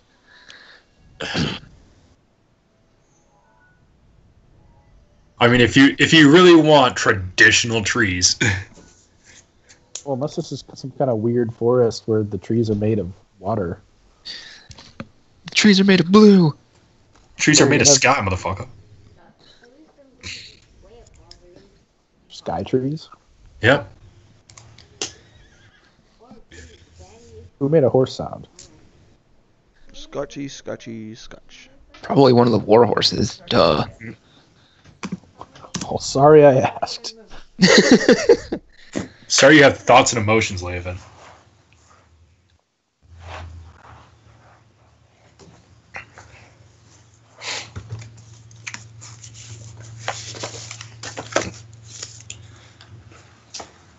All right, who's ready for some war? War horses.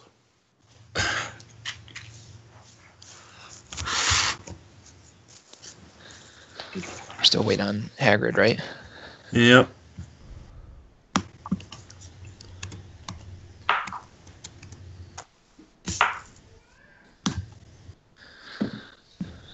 kind of sad the Mythbusters marathon is over on the Science Channel.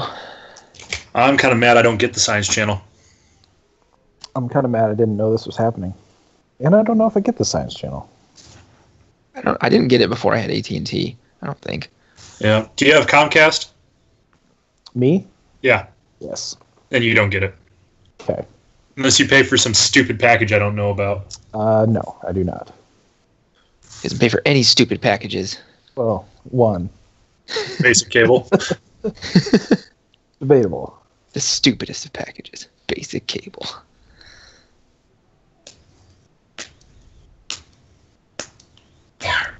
Yeah, there was this Mythbusters marathon going on. I recorded like a whole shit. I actually recorded so many episodes that it started deleting the old ones on the ones that I'd already watched, which was sad. But All right, I'm back. If you're waiting for me. sweet. We are. We are. Is it time to roll initiative? It is time to roll initiative. What do we see? You see a advancing horde of various things on the left. Some of the skeleton warcasters, a handful of zombies, and then you see 5 individuals that look like they're in Strahd's vampire regiments. All right. Not bad. That's I had good. worse initiatives. Yeah, you have Mr. 5. Hey, this advantage isn't enough. I need double advantage. If I still need something after this, then I will take the alert feat. Are we doing feat things? Yeah, you just gotta let me know what feats you're looking for. Okay. I never even really looked at it, so. Yeah. All right, so 25 to 20.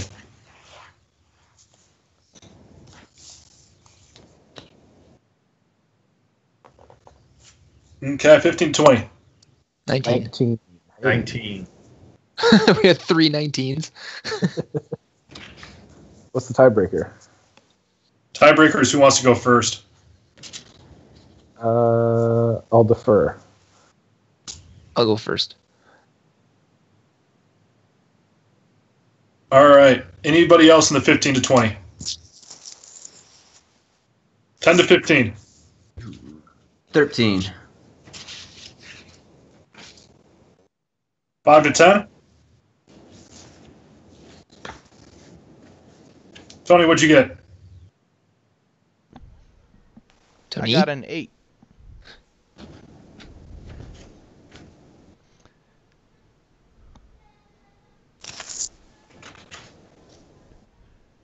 So these are zombies. Yep. These are the spellcasters. Yep. And these are the vampires. Yes. Okay. And then just to the east of you are horses. Horsey, They're your friends. Horse. I was going to ask. They're friend horses. These are your horses. Since they're war horses, can we make them attack things? No. Damn. Can War I horse make is them just a attack? description of the picture. They are regular wagon pulling horses. Can we still make them attack things? You can certainly try. They're beasts of burden. Can I mount one and ride it into battle? You can certainly try. All right, so that leads us first to act our vampires. Yo. I wanted to tell a story about how Leovan became a fighter cavalier. 5, 6, 7. Ooh. 1, 2, 3, 4, 5, 6, 7. 1, 2, 3. I really wish we outrolled them. Seriously. They got a natural 20, dudes. I could have spike growth out there. 7.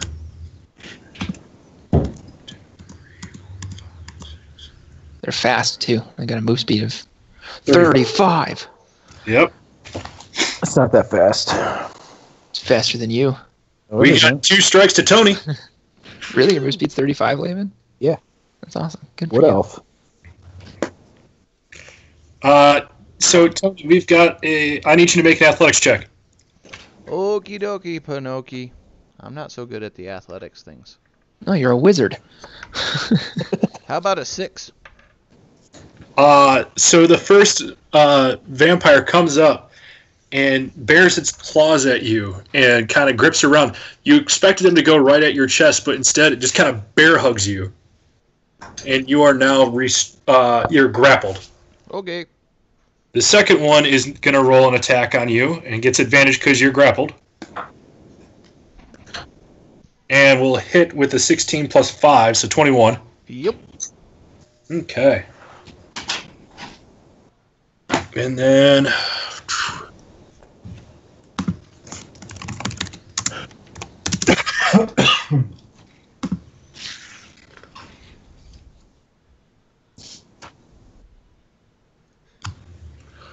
that will be 8 bludgeoning damage. Okay.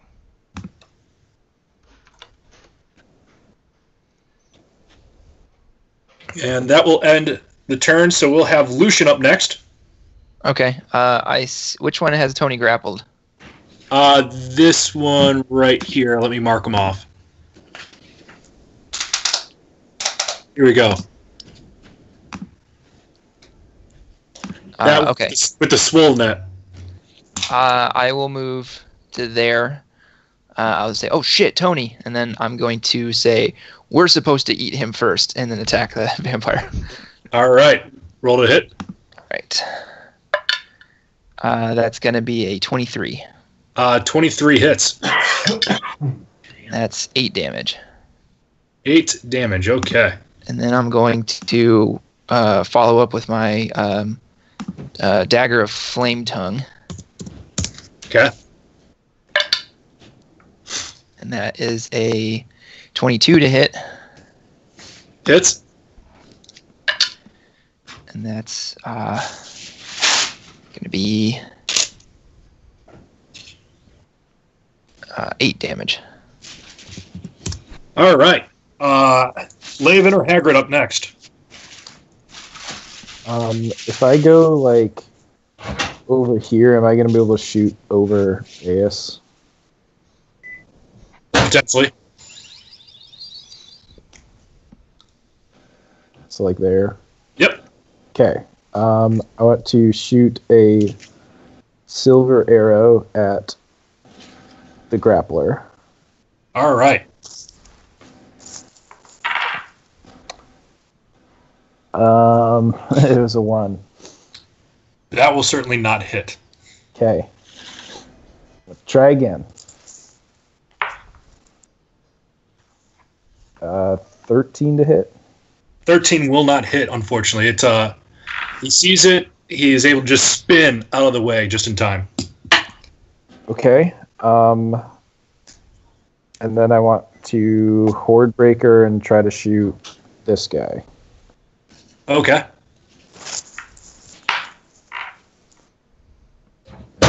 15. 15 just barely misses. Oh, I'm terrible today. Okay.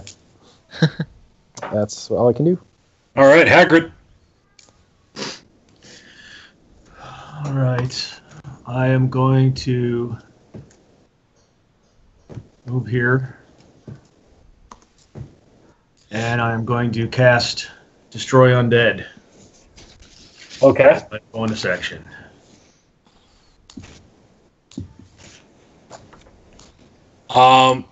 What's your CR level for Destroy Undead? CR of 1, everything 1 or less dies instantly. They're all above CR1. Okay, then. Hold up. Try to find my. What's the distance on that? 30 feet. 30 feet. So some of these skeletons are going to die. Dead. Dead. Dead. Dead. Yeah. The vampires do still have to contend with the turn undead part of that. Correct. I was just going to mention it. I'm working at this one ability of this cleric ability at a time. Yeah, no problem. I didn't hear him say turn undead, destroy undead like he usually does.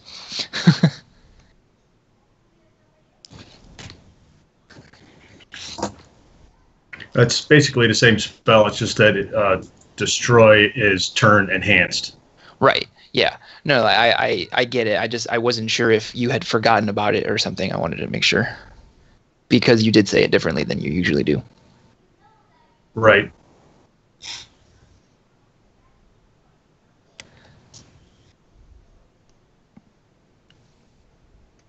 So second phase for all the things that were inside the range has to make a saving throw or Wisdom. Wisdom saving throw, or it is turned for 1 minute or until it takes damage. Okay. Creature must spend its turns trying to move as far away as it can. Sweet deal.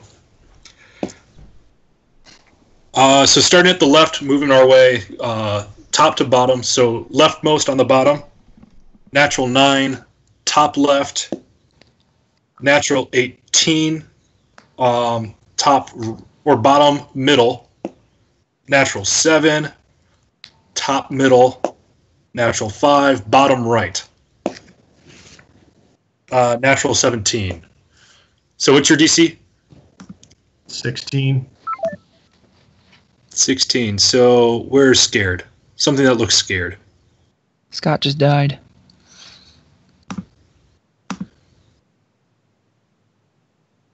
Scared, scared, scared. Yeah. I think the white flag works pretty well for that. Yep. And those who passed, what happens?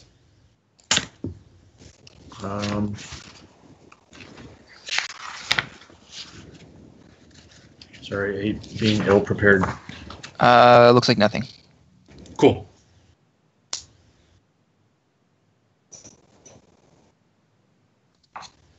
Right. All right. Anything else, Hagrid? Yeah, I want to attack the vampire that's directly in front of me. Cool.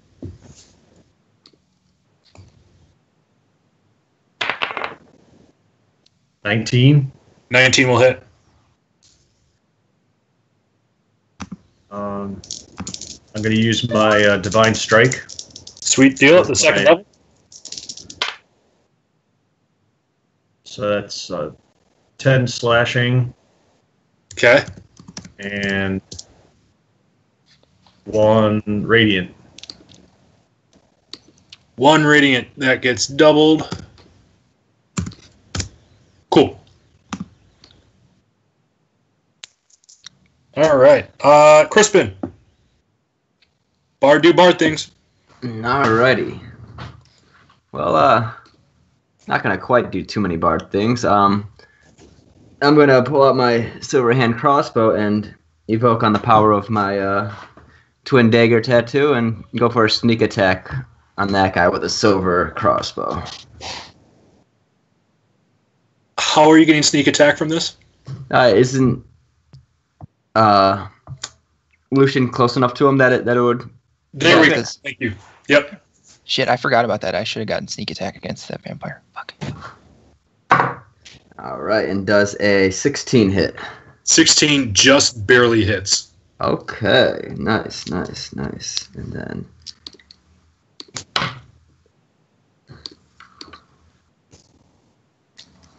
all right. It's a 4 piercing damage is the natural that doubles on undead, so that'd be 8 of her natural damage, and then my sneak attack does an additional 6, so that will be 14. Sounds good. All right. All right, at this point, it's zombie thing. Zombies coming through. 3, 4. 2, 3, 4. And just moving up here. This zombie's making an attack on your wagon. Bastard. Making 3 attacks. Natural 20. Natural 3. Natural 6. So that will be a 9. I'm going to sit there and say that their AC is going to probably be a 10 because it's just sitting there. So 1 attack really does damage. So your wagon gets dealt the full 9 damage. Wagon, no. That ends the zombie's turn. That leads us to Toni, who is currently grappled.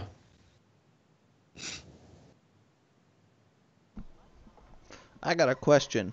Yes. Could I cast the light spell on one of the vampires? Allow me to answer with a little bit of research.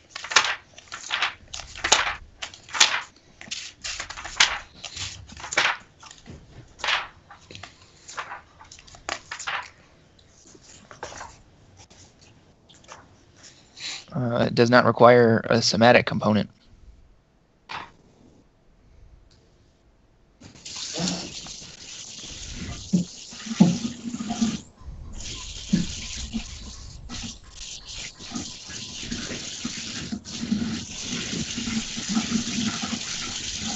It has to make a saving throw to avoid the spell. Alright, well, I want to use my Mr. Spider-Man that's sitting on my head to latch onto his nose and cast light onto his nose. What's your spell DC? 15. And dexterity, these guys are pretty decent at, right? Oh, yeah. You said 15? Yes. It rolled a 12 plus 4, so 16. Damn him. So as it sees the orders made by the to the spider, it just blows it off your head. Okay. So it's now on your shoulder. In that case, let's see here. What do I got here? Let's see what I have. I was hoping that would work. Oh, if it did, it would have been a very, very big game changer. Yep. Let's go with... Well, fuck it. Hideous Laughter. Let's cast Tasha's Hideous Laughter on it. On the one that's grappling you? Yep. Okay, and that's a wisdom saving throw. What's their wisdom? 15, so 15 would be a 10, 11, 0, 12, 13. Plus 2. Okay.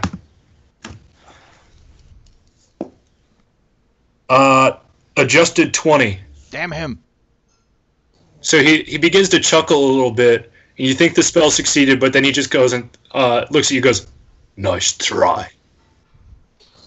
All right.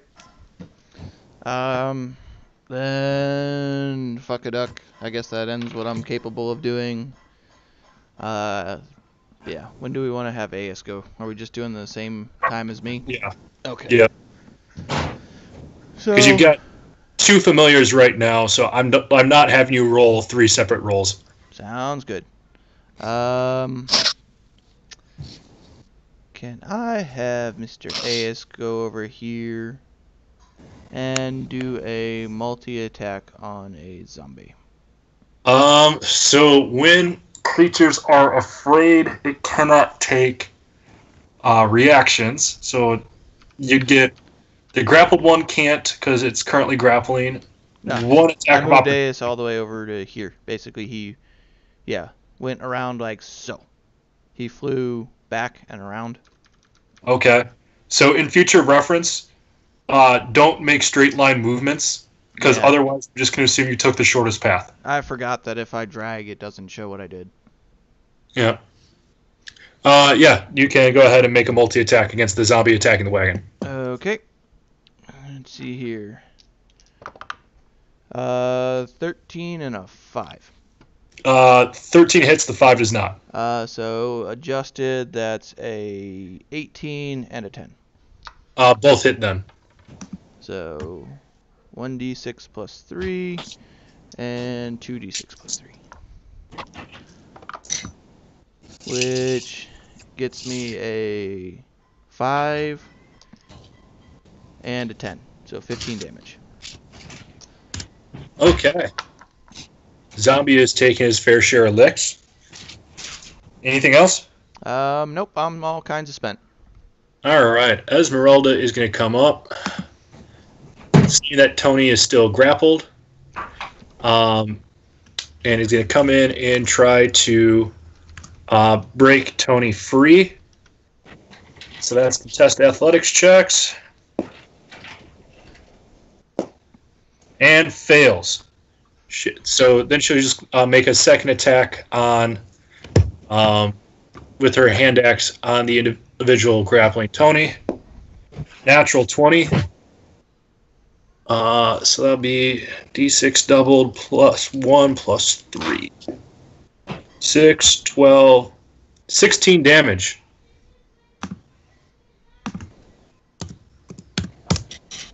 That'll end our turn. We're back up to the top.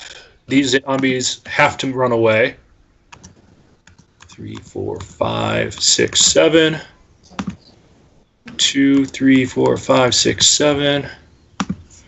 2, 3, 4, 5, 6, 7. 2, 6. Actually, that one's not. So he'll sit there and take this one. Toni is coming with Esmeralda. Lucian, make attacks of opportunity. Piggyback ride.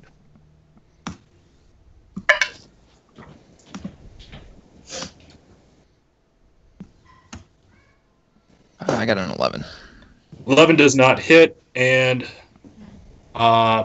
Esmeralda misses as well. And he is going to dash to move his full move speed and take Toni with him. Woohoo! 15, 20, 25, 30, 35. And this one is going to throw a dagger at Lucian. That's cocked. 16 plus 4 is an adjusted 20. Hits. That's kicked.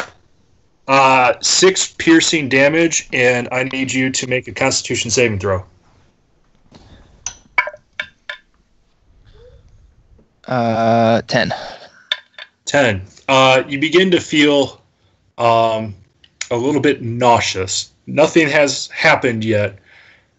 You don't feel too good, though. That ends. So we've got Lucian, Hagrid, Laven's triad of turns. I'm gonna run up and try to pry Toni free. All right. Make an athletics check. Okay. It's a 10. That will not do it. This guy has the grip strength of an American Ninja Warrior. Okay. Can I still make an attack? Yes. Okay. However, Toni does not count as something giving you advantage. But does he count as having sneak attack since he is a enemy of the target within 5 feet of the target? Based off of that exact wording, it would be yes then. Okay. Because it's based off of enemy, not threat. Right. So technically, you would still get advantage. Okay. Semantics. All right. I'm gonna make an attack here then. That is gonna be a 22. That will hit. Okay.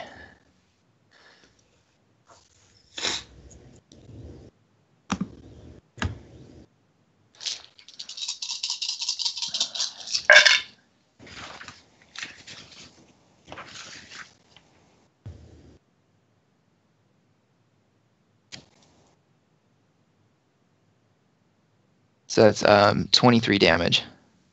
He's going to use Stone's Endurance in order to reduce some of that damage. Reduces 8 plus Constitution. So that's 12. So 23 minus 12.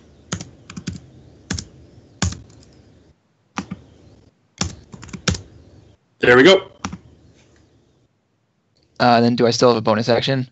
No, because you used it to try to break Toni free. Okay. Then I'm done.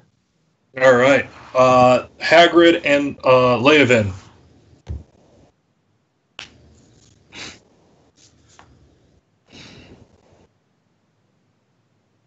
Go ahead, Laven.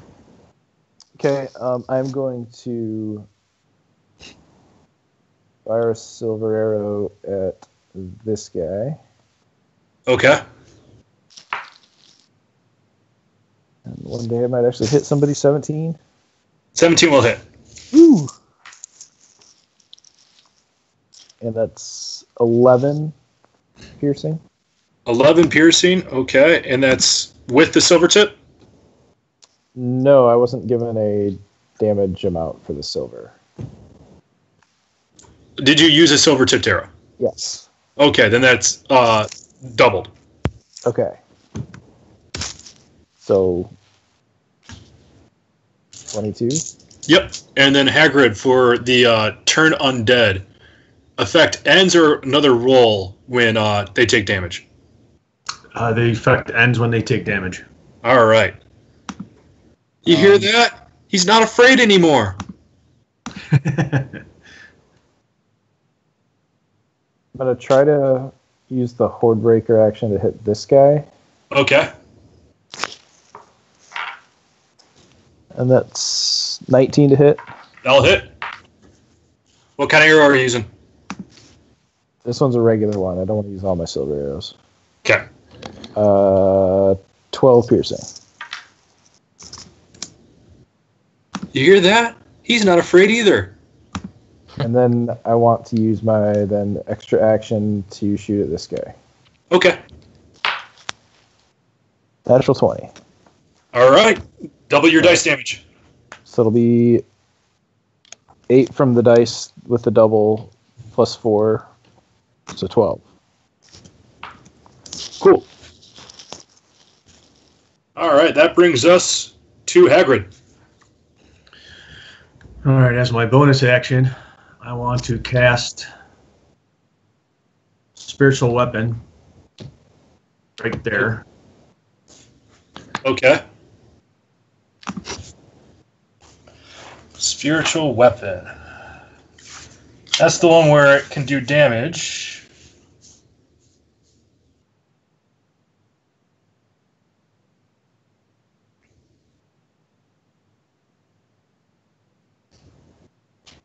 All right, so Spiritual Weapon.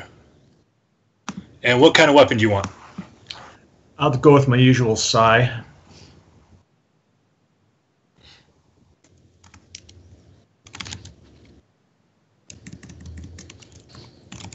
If I spell it right, it's usually a little bit better. It helps. And you said right, damn there? Yes. Okay. And then you can make a melee attack spell against a creature within 5 feet of the weapon. So go ahead and roll a melee spell attack. All right, I want to try and hit that guy right there. You got it.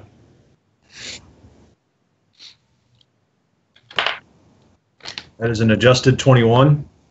Adjusted will hit. So it's...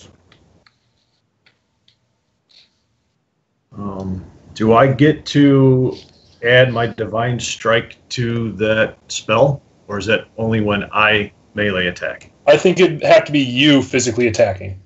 Okay. So it'll be 1d8 plus your spellcasting ability modifier.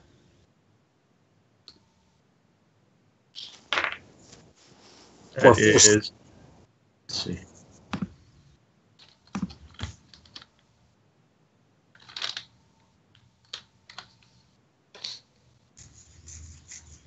That's I'm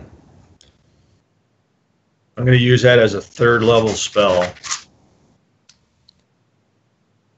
Okay.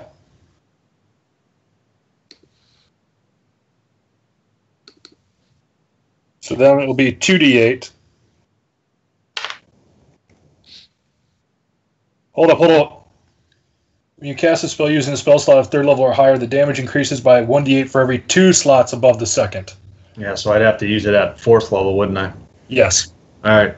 It would have to be 5th in order to bump the damage up. How's your logic on that, Corey? Oh, sorry, never mind. 2 spots above 2nd. So, no, I'll just use the 1d8. So, 11... 11 force damage. 11 force damage, yeah. Cool. And then I get a bonus action on the turn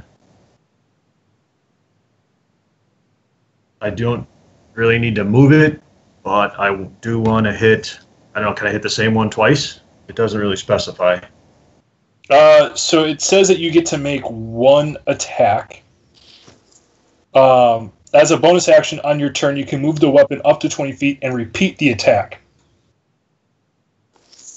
So, based off of vague wording, when you move it, it can attack, yes. If I don't want to move it, though, can I just attack that creature again, or do I have to attack a different creature?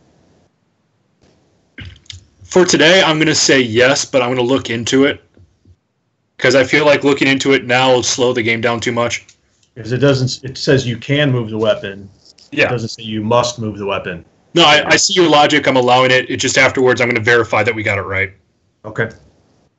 All right, I'm going to attempt to hit that guy again. Cool. That is an adjusted 25. That'll hit. And that's 10 more. Force All damage. right. He's beginning to look a little rough. And since that was my bonus action that had an extra action, I still get my main action. So because all the components were part of the spell that I just cast, and I used the spell as my bonus. So then by that logic, you've used 2 bonus actions. One has to bump up. No, I simply used a bonus action that was within the capacity of the spell itself. So you used the bonus action to cast the spell, and then another bonus action in order to move it and attack again. All right. Okay. So you're saying that the second bonus action is a second action of my own?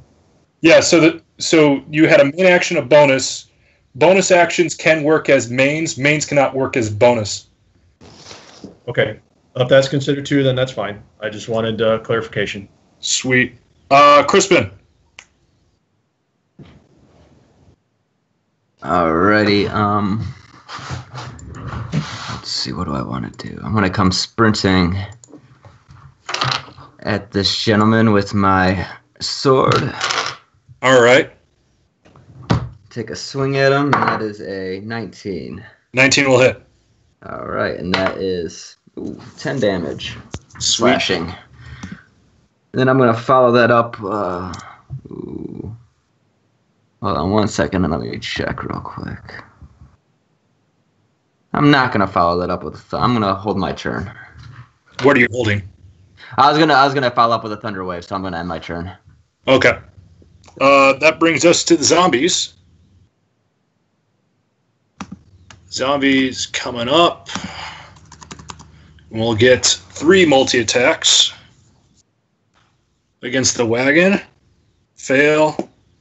Fail. Success. So that will take 8 damage.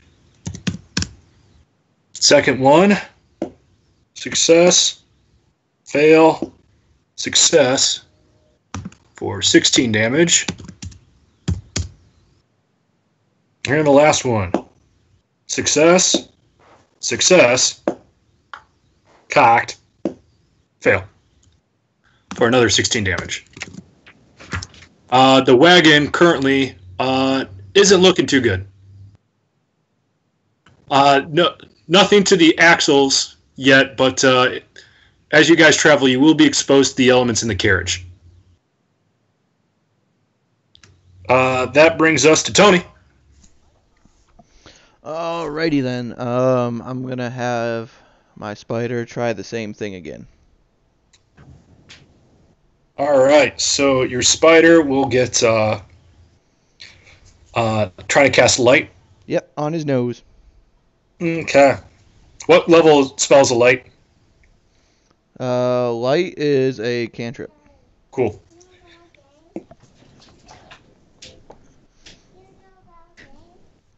That's a 14. So his nose now lights up. Based off of that, that's 20 feet of light, of bright light, and another 20 feet of dim light. So physical checks for these vampires are going to have disadvantage. Hold on a second, Jay. I gotta do something. All right, in the meantime, Esmeralda's going to go. All right, I'm back. All right, never mind. Then to finish myself off, I want to cast Grease to hit these three. Okay, go ahead and make your box. Let's see here. That would be right there. All right, so those three will end up making dexterity checks with disadvantage. First one is an 8 plus 4, which will fail. Second one is a 17 natural, so 21. Third is an 8 plus 4 and it will fail. So this one succeeds. This one still holding on to you, but is now prone. We're cuddling. Good old low back pain. Roll to rehab.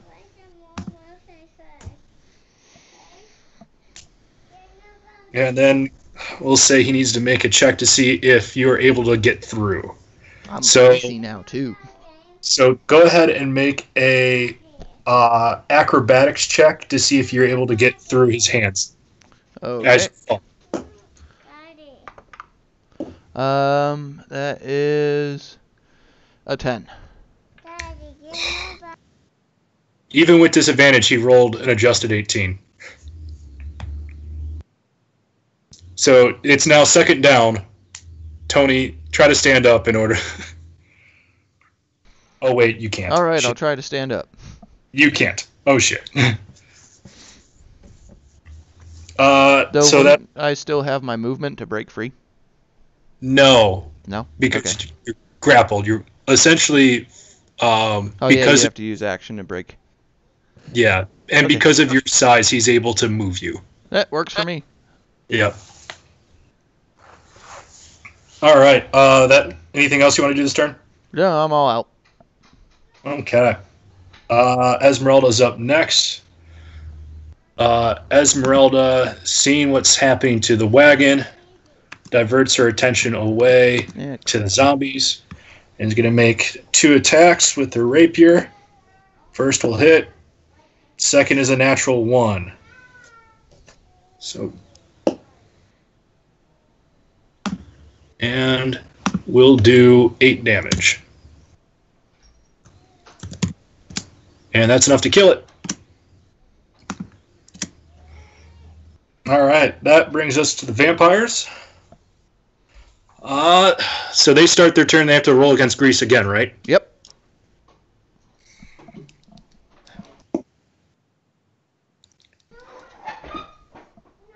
And first one still falls. Second one falls now. Third one stays down. This is a nifty little spell. And then prone means that they have to take melee attacks with disadvantage, right?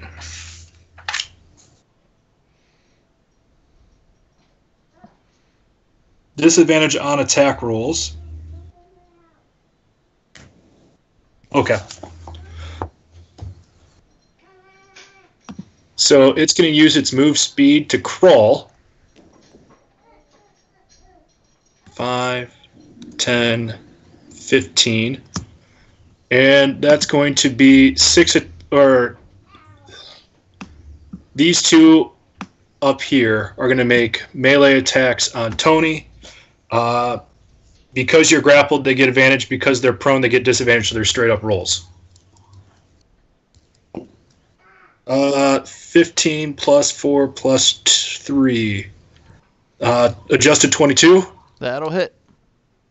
Adjusted 22. And for the other one, 8 plus 4 plus. Adjusted 15. 15 won't hit. and a natural 18. So that's 3 to hit. That's 24 points of bludgeoning damage. Woo. Alrighty. This one here is going to make 2 attacks at Crispin. Natural 4, so we'll miss.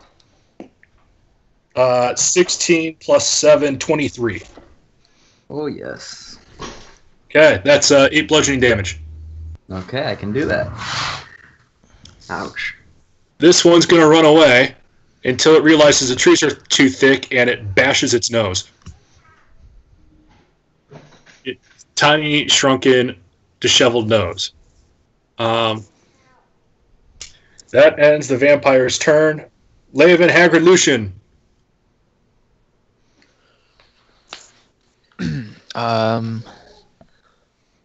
So that vampire that's grappling Toni is laying down now?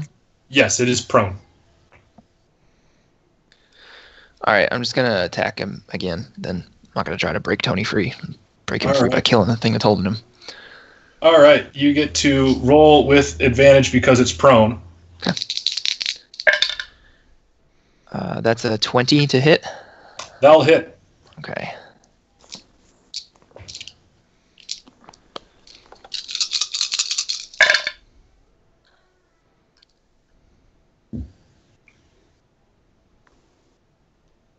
That's 18 plus. So it's 24 damage. Yeah. This one you slam it right into his back and you twist. We're using the dagger scimitar. Scimitar. You twist the scimitar, which is quite of a feat to have a curved blade turn in a body, and it just unlocks his arms. He falls over in a hump. Toni is no longer grappled. Woohoo. Okay. And then I'm going to move up around the vampires to attack, to flank that one with Toni. Okay. Attack with my my dagger of my flame tongue dagger. Okay.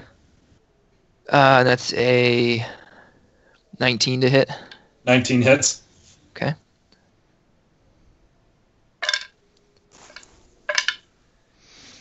That's 12 damage. All right. And I'm done. All right, Laven and Hagrid. All right. I'm going to remember that I have Hunter's Mark, and I'm going to cast it on this guy. Okay. And then I'm going to shoot him. You do so. 19 to hit 19 hits. with 11 piercing. Plus my Hunter's Mark for 5 more. So 16 total? Yes. He sits there and realizes that he's not afraid anymore. And as you turn around, there's just vampiric blood streaming down his nostrils from when he ran into the trees so thick you can barely move. Perfect. It's a little comical. I'm going to...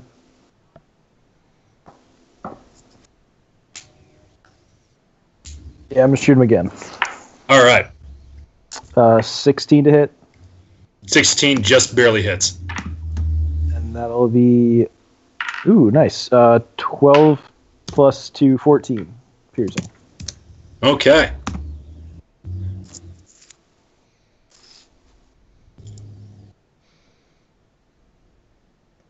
And that brings us to Hagrid, I believe. I would like to use spiritual weapon again to attack the vampire next to the weapon. Okay. The greased up vampire. Adjusted 22, Will hit. and that is 10 force damage. Okay. And then He does not look like he's having a good time. I'm going to actually move it, if I can. Or I would like to move it to that point there. Okay. And attack the other guy. Sweet deal. There's an adjusted 23. Still hits. And it's 9 force damage. All right. All right, that brings us to Crispin. I'm gonna just keep coming at that guy with the longsword. That is a 16 plus 5, 23. Or no, 21. 21. Both of those would have hit. Oh, very nice. We're not fighting dragons yet. That damage is a 3, so I'm gonna come back at him with the sword again. Okay. And that one is a 17. 17 hits. All right. It's a little bit better. That is a 6. All right. So this one, for everybody looking on this, normally you've seen half-orcs be pretty adept at battle. This is the definition of the phrase better lucky than good. He keeps on just trying to point it into space, even though it's a longsword and it should be slashed, and keeps on finding this vampire for some reason. That brings us... Anything else, Crispin? Nope, I think that is it. All right, that brings us to the zombies. Zombies continuing to attack the wagon. Miss. Natural 1 miss. And natural 2 miss. Natural 1 miss. Miss. Are you shitting me? Just zombies flailing at a wagon. Yeah. Zombies take 6 attacks on a wagon, and nobody rolled higher than a 7. Are you rolling a d8? No, unfortunately. I really wish I was rolling a d8, because then I have an excuse. That brings us to Toni. Alrighty then. Well, No longer in the confines of a tackling vampire. Alrighty then. Well, I will go with... What do I feel like doing? Oh, fuck it. Let's shoot a ray of frost at the one immediately in front of me. Okay. Roll with disadvantage. Oh, okay. Because you are making a ranged spell attack Oh, on within one 5 feet. creature and 2, a creature within melee range. It doesn't much matter. I rolled a 2, so that's a total of 9. All right. Once again, your understanding of the y-axis is not going well for you. Fuck. What was the other thing I wanted to do? Oh, let's put Atasha's hideous laughter on the one in front of me. Okay. Same deal. Wisdom saving throw of +2. Adjusted 21. Yeah, mine's a 15. Yep. Then I will have Mr. Ayas here make a multi-attack Okay. against that fucker, which should be a total of 3d6 after I roll for the attacks. Natural 20 and a 13. Both hit. Alright, so the first one, let me get to the right page here, is one with its beak, which is 1d6, which Okay. is the 20. So, he does a total of 5 damage. Womp womp. And the talons do 12 damage. Okay. And that'll do it. All right. That brings us to Esmeralda. Coming in and is going to make 2 attacks on this zombie.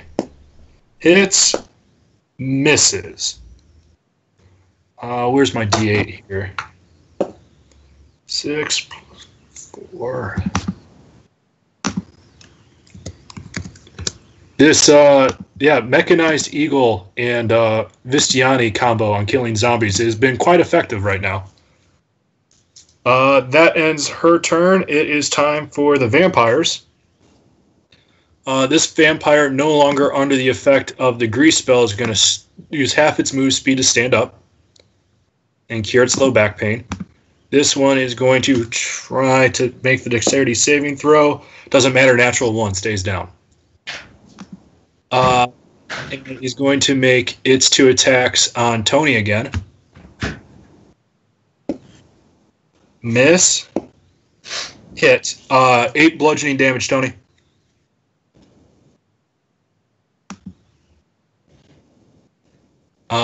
This one's going to still make its attacks. Now it gets disadvantage because you're no longer prone.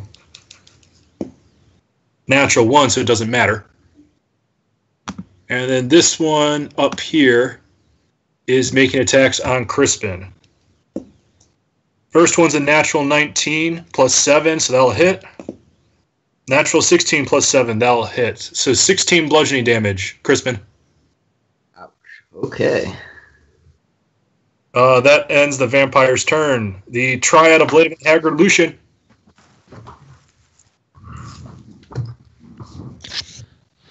Okay. I'll keep hacking away at this vampire in front of me here. Okay. With the scimitar. It's a 14 to hit. 14 will not. Okay. Then I'll try again with my flame tongue dagger. That's going to be a 28. That will hit. Okay.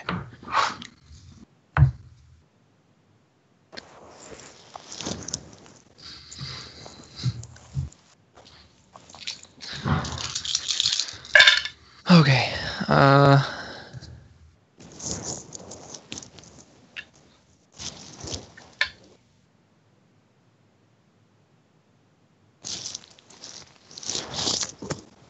24 damage. All right. That might mean something. Let me see what the math says here. That vampire's on the ragged edge. Okay. That back pain looks like it's starting to get at him. It might have been the fact you threw a knife in there, but...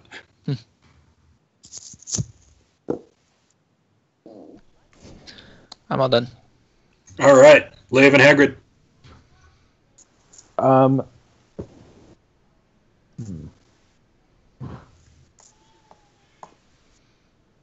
going to switch to my rapier. Okay. Stab him. Go for it. That is a natural 20. That'll hit. A lot of those today. So 10 plus 4 plus 2. So 16? Yes. Okay. And by the way, I totally forgot that he was down there because my screen was not showing him. Oh, I scrolled up a little bit too far. Oh, well, it's my fault. I thought he was just dazed because he walked into the tree. You know, that could be the story element there. Let's stab him again, but I will miss because that is a 10. That will miss, yes. And that's it. All right. Hagrid. Spiritual weapon has a duration of 1 minute. Since this is only the third round that I've attempted to use it, Yes, I assume it's still in place. Yeah, so this will be up to the 18th second of its existence. Okay. I will attempt to hit the vampire right in front of me. Does a 17 hit? 17 would hit any of those, yes. Was it this one or was it... The one upper, the northern one. So this one right here? No, sorry. Let me... For some reason my... Oh, there it is. There we go. Okay. I'm not with you. And that is 16 force damage. That's a lot of force damage. He's a big dude. Mm-hmm. And then I'll take a bonus attack against the lower one. You got it. That is an adjusted 25. Yeah, that hits. That is also 16 force damage. Well, that did a lot more than you needed to do, because that cleaved him straight in half. I love it. Yeah. Your major decision is, how do you want the halves? Like oblique, straight down the middle, top half, bottom half. I'd like the top half to be trying to keep itself affixed to the bottom half as it slides off. Oh, yes, the anime ending. It will be done. All right, that brings us, the triad has ended. Crispin is up. All right, I am gonna step up and then cast Thunder Wave at we'll go 3rd level. 3rd level, so the Constitution saving throw. 15. How do I roll saving throws so damn well? Natural 20, adjusted 24. Oof. Wow. Yeah, but you still get to do half damage. That is correct, and it is still 4d8, so that is acceptable. 5. 21. 21's the natural? No, that's the damage. Yeah, the natural damage, so half would be 10. Yes, is the natural, sorry. Yep. So, Okay, that brings us to the zombie. The lone wagon beaten up zombie. Miss. Miss. Hit.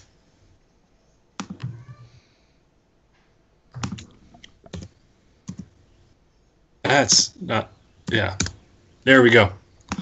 All right, that wagon is going to need some serious repairs.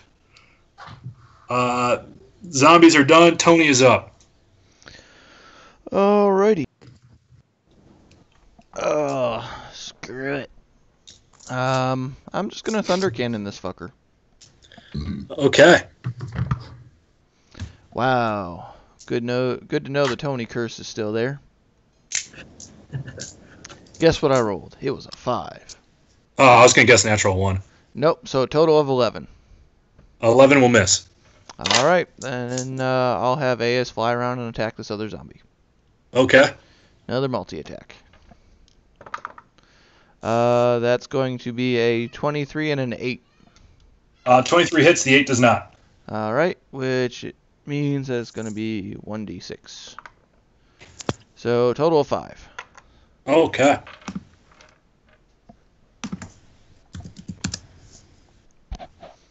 All right, Tony's done. That brings us to Esmeralda because Hagrid dispatched the skeletons oh so well. Multi-attack time. Hit. Hit. Where's my D8? There it is. 8 damage. 7 damage, so 15 damage there. Oh my god, stupid right click.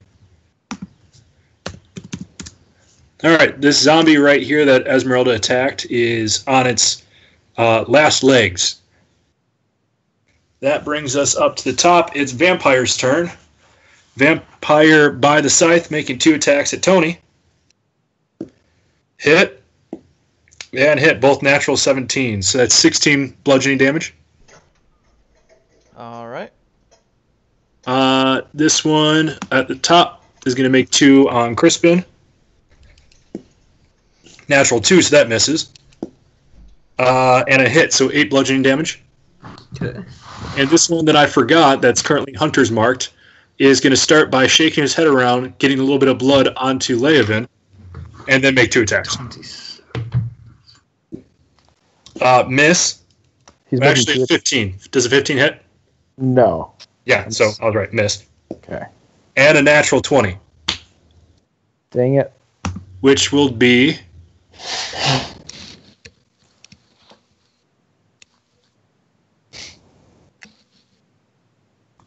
12 bludgeoning damage. Okay. And that ends the vampire's turn. The triad is now up. All right.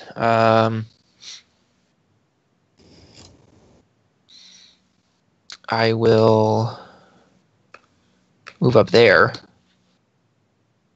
to, again, be flanking this vampire with Toni. Mm-hmm. And make an attack with my scimitar. Does a 19 hit? It does. Okay.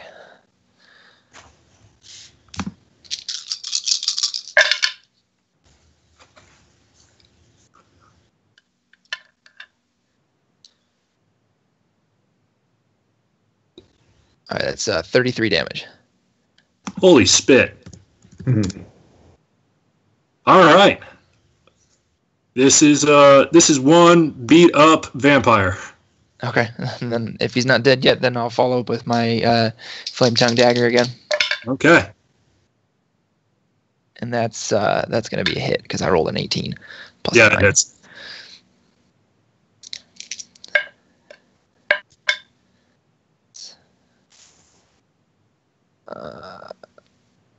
9 damage. that is just barely enough.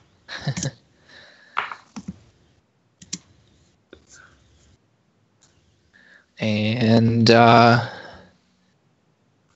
Another dead zombie. Another future evaporation. let's see, so 1, 2, and I'll move up here to help Crispin out. Sweet deal. Laven and Hagrid, I'm gonna stab dude in front of me. you do that. Just 26 hit. Let me check here. Yeah. Very quick check. And a total 16 piercing. All right. Yeah, he is almost dead. Let's finish that then. 20 to hit. Yep. Oh. 8 total. Oh my god, dude. He's just hanging on. Maybe I did that on purpose. Maybe. 1, 2, 3, 4, 5, 6. I'll go there. All right, cool. Hagrid.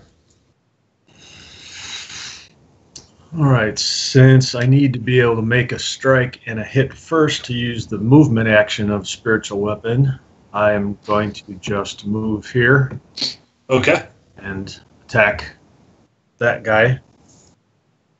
Yep. Will an 18 hit? It will. All right, so that's 2d8 because I'm using Divine Strike, Yep. and it's my Blessed Weapon. Any effect on him? It will be, yes. Okay, so he gets 5 slashing, 6 radiant, plus 13 radiant for the Blessed Weapon. All right.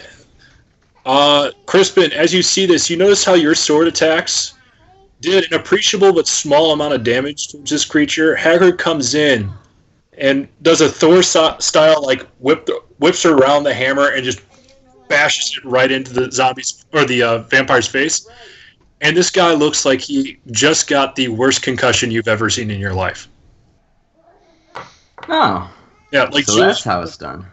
during the Super Bowl where he's barely standing up and still trying to play football. For those of you who like sports ball. That brings us to Crispin.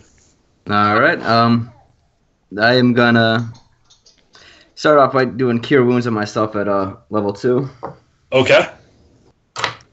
and I will get back 12 plus 4, 16. Sweet. Very. And then I will follow up with a sword attack, but seeing how he just swung around his hammer and that seemed to work, I'm going to swing my sword like that and see how that goes. You're just going to blade slap him? Yep. All right. It seems to be how the people who know how to fight do it. And that is a 19 plus 5, so that'll be a 24. It certainly connects. It does work. Would that still be the 1d8? Yeah, roll your dice and we'll see how we can describe it. And that is an 8. This shit does work. Oh my god. So, as you bring your sword around, you bring it like broadside out, you slap him right across the face. As you come through, you hit it in the jaw just the right way so then it turns correctly and slices through it like the neck. Let's see what the total damage was. So you said 8 total damage? 8 plus 2, so 10 total. All right. The blood just starts to profusely come down. And I hate to say this. How do you want to do this? Oh, jeez. I just want to... I'm gonna swing around it. I'm going to come around again and follow through with another second blunt hit with the side. I'm going to look over at Haggard and say, I've been using the pointy end. That's where I've been going wrong. All right. That brings us to Zombie. Zombie making a number of strikes on the wagon again. Hit. Miss. Miss. Hooray for zombies in their one-track minds. Can literally hit them and they don't care. Toni. I'll have AS attack him first. Cool. Multi-attack again. How about a 1 for the first one and a 20 for the second one? The 20 will hit. Don't even bother rolling damage. Okie dokie. Because it's dead. Okie dokie. That's everything then. Right? No. There's one vampire still by the tree line. Oh, there's one still by the tree line? Fine. Yeah, Bloody Nose Vampire. Then I'll shoot at it. Sweet. Go ahead and roll to hit. 16? No. 16 just barely hits. It's actually a 17. Then it hits a little bit harder, but still hits. Alrighty. 10 damage. How do you want to do this? Just put a nice big hole through the center of his face. All right. You do that. What started off as a bloody nose is now a missing face. He's able to actually reach up and grab the elephant shot hole before he just falls down. Woohoo! Things are dead. Yeah. Things are dead. Wagging it almost among them. How much of the damage in the wagon is bigger than 1 foot in length? Given that it's taken 65 damage over the course of this battle, I'd say a fair amount of it. Okay. If you try to mend this, it's going to take multiple attempts. Well, luckily, it's a cantrip. Mm-hmm. How far from Agynovostholt are we? Yeah, can we just go back and get another wagon? So this one has been, and you're about 10 miles outside of Valakai, so roughly the midpoint between the two. Just a couple of us get on the horses and go right out and get a new wagon. Well, couldn't I just have AS fly me and pick up a wagon and fly back? Or that. That way you we'll have have 4 horses that we can hook up to the new wagon and move twice as fast. So, hold on. Let me make sure you got your logic right. You are going to be flown by AS to get a new wagon, and AS is going to carry you and the wagon back to this point? No, I'm going to drive the wagon back. He's also going to get 2 new horses. Yep, 2 new horses. All right. So, with that being said, everybody but Toni can set up camp for a little bit. This will be the equivalent of a long rest for everyone but Toni. I want to see if I can collect any of the silver-tipped arrows I shot out. Roll investigation. What's my modifier? 21. How many did you shoot? 2? I shot 4. Oh, yeah, you find all 4. Okay. Yeah, you're back to your original number of silver-tipped arrows from the start of the battle. Perfect. All right. So everyone else, long rest. Toni, AS, you fly back. From best to your memory, you do not remember anyone that sold horses and carriages, but you did find one, and you decide the horses look a little older than the ones that you have. You definitely need them in order to bring the wagon over. The wagon looks about the same quality as you originally had. Alrighty, works for me. Is All there right. Anybody around that I could pay? Roll perception. That is a 9 plus 3, so 12. As far as you can tell, there's literally nobody around. Shoplifting. Alright, I'll leave 73 gold on the ground where the wagon was. Okay.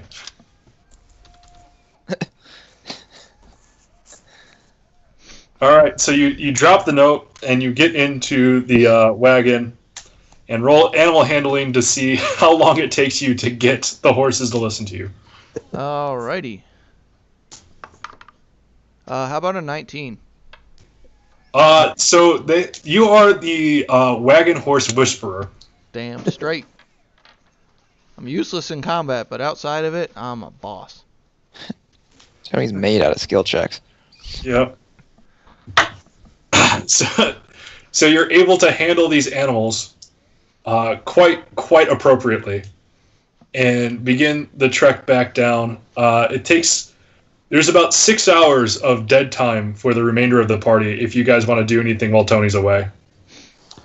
Um, Oh, by the way, Lucian, another Constitution saving throw. Okay. That's going to be a 12. Yeah. You felt so nauseous you threw up in your mouth a little bit. That's the end of the effect. Oh, okay. They hit you right in the solar plexus. Sorry.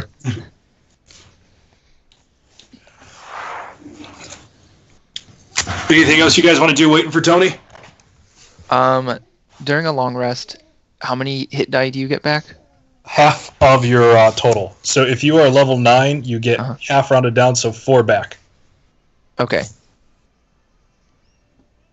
And this is a long rest for us, you said? Yep. Okay. I'm going to treat it as such. Okay. I just wanted to make sure, because I forgot to add hit dice back at our last long rest. Way to go, nerd. Does I anyone intend else to, like- need curing? I Hit do, points? but I'm not there. Well, it's a long rest, so everyone should have full hit points. Well, except for Tony. who's probably the most beat up. Yep. Yeah, I can do something for him when he gets back. For the record, Tony, how many hit points did you have remaining? I have, if it'll load the damn thing, 22 out of 78. Oh my god. How many vampires do I need for them to actually run their strategy? I don't know. What was their strategy? Don't worry about it. You're supposed to swarm. Kill Tony Pobar? No. But who would we eat then? Exactly. What's up? Who would They we might- eat then? They were listening and they wanted to eat him themselves. So we have a traitor in our midst. No, you're just apparently delectable. I'm not surprised. I'm Yeah. just. Once the campaign's over, you guys can ask me all the DM questions of things that you got to see half the story of. Yeah. All right. So if nobody else wants to do anything, the party has reconvened. You have a brand new wagon and 2 older horses. All right. Tie the old Here's and your new brand new horses wagon. together and call it a day. Day just started, brah. No, I'm calling it a day. I'm going to pass out in the back of the new wagon. We're going to burn the old wagon down. No, I'm taking a nap.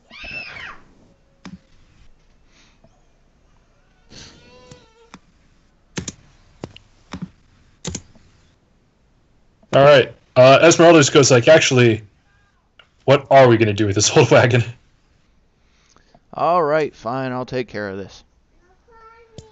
As soon as you say that, she recognizes what you meant and begins to back away from it. I'm just gonna put 3. Well, actually, yeah, I'm lower than that. Hold on.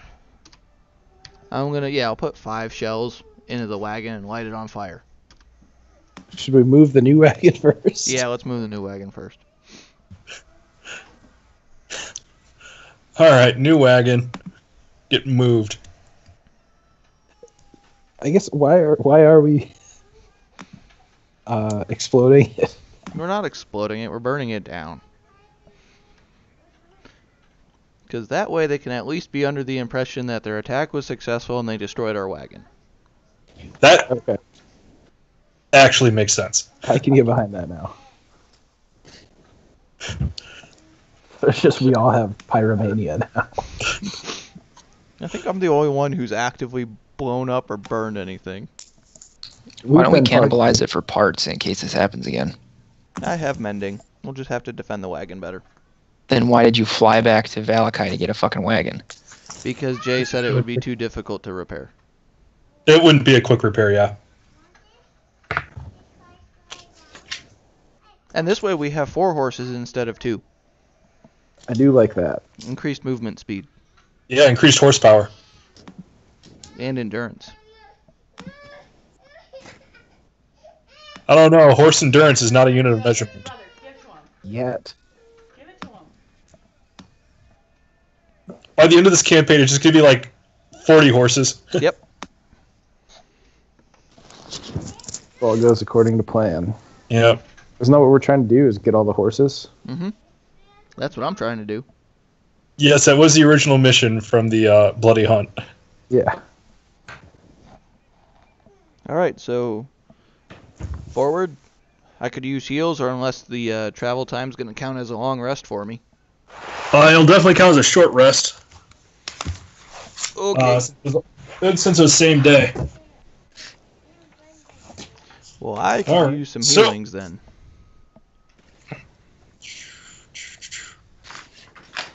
As you head up, and you eventually find your way to Agynovostholt, spelled complicated. As you start coming in towards the west, as you head up to it, you begin to see a statue. The statue has a 10-foot wide, 10-foot cube of granite, and is a moss-covered statue of a dragon. Its wings tucked close into its body. The statue looks east towards the mansion. As you get closer, you realize it's a depiction of a silver dragon of noble bearing.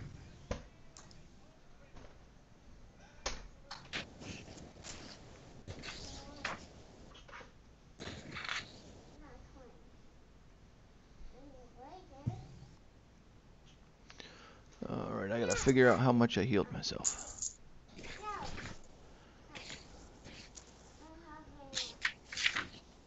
So time for a new map.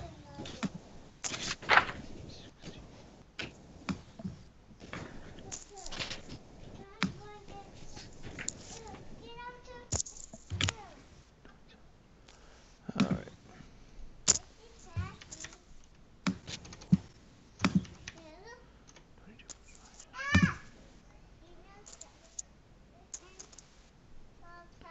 Alright, I'm only at 49 hit points.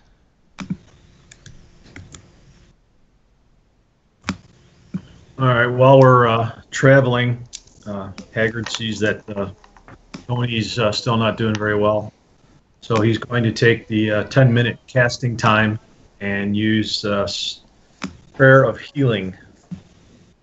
Okay. Maybe today we can. Well, And Tony gets 15 more hit points. Well, thank you, sir. I appreciate it.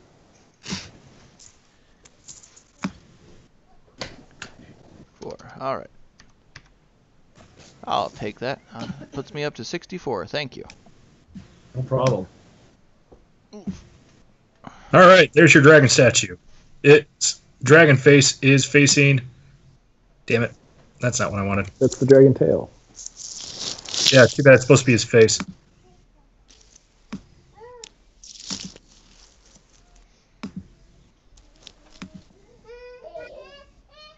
There you go. That's the way the dragon's facing.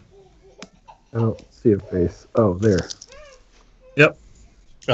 Then we have staircase coming up. Or is that away?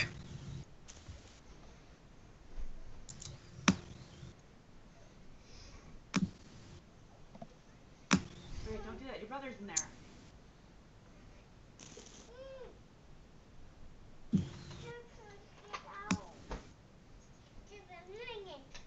Hurry up and finish quick.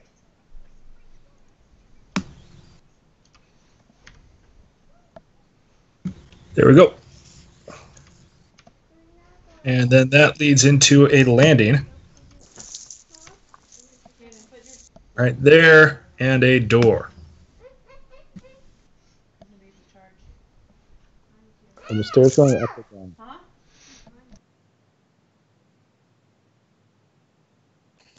What's that, Lucian? Or Laven? Are the stairs going up or down? Stairs are going up. This is like the entrance. Well, you know, entrances can go down too. Yeah, but this entrance goes up. Okay. Towards the south, you see a lot of wreckage.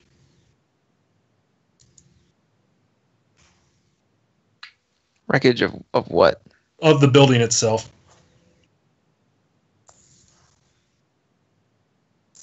Like there's a path to the south. You figure that was a another entrance, but there's just a lot of ruin towards there.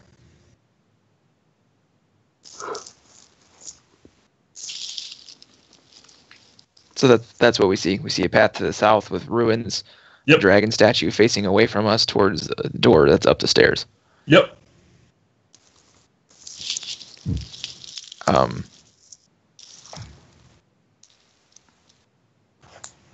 And you said it's a silver dragon statue? Yep. Okay, then I'll start to walk up the stairs to the door. All right. Roll a dexterity check.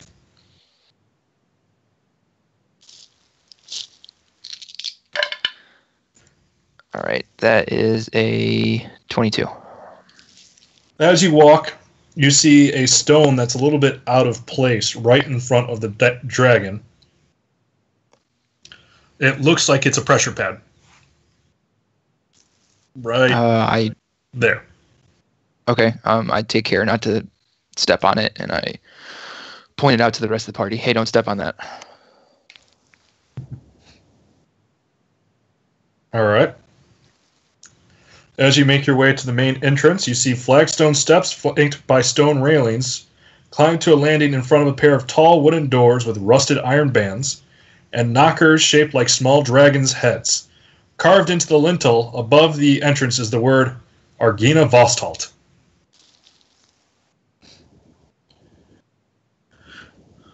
All right, I follow Lucian up the stairs, All right. I'm assuming making sure to not hit the pressure pad. avoiding the pressure pad when possible, yes.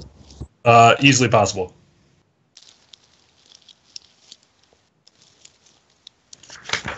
Is the door locked?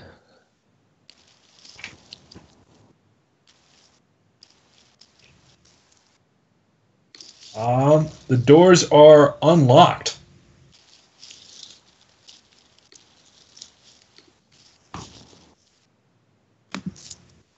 Do I hear anything on the other side of the door? Hold on one second. Damn it, Esmeralda.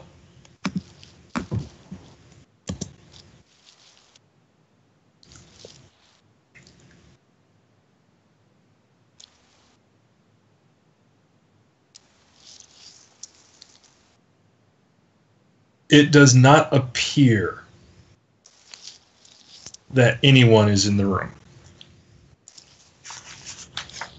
It looks like a giant foyer and has, let me actually get this made up. It is 4 by 1, 2, 3, 4, 5, 6, 7.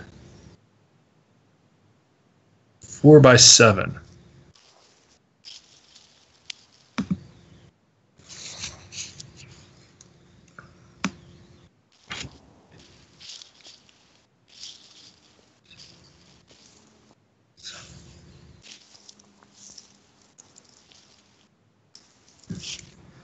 and then another side hall here. So just so you guys are seeing, this wall is kind of like a half wall. You can see over the side.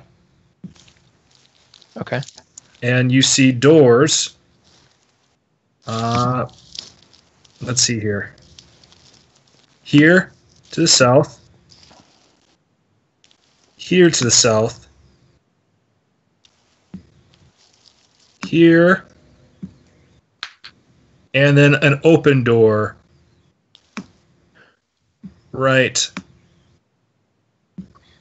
there at the end. Staircase leading up here.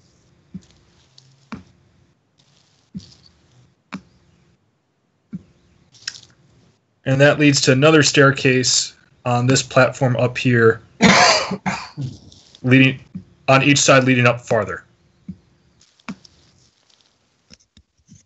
Okay.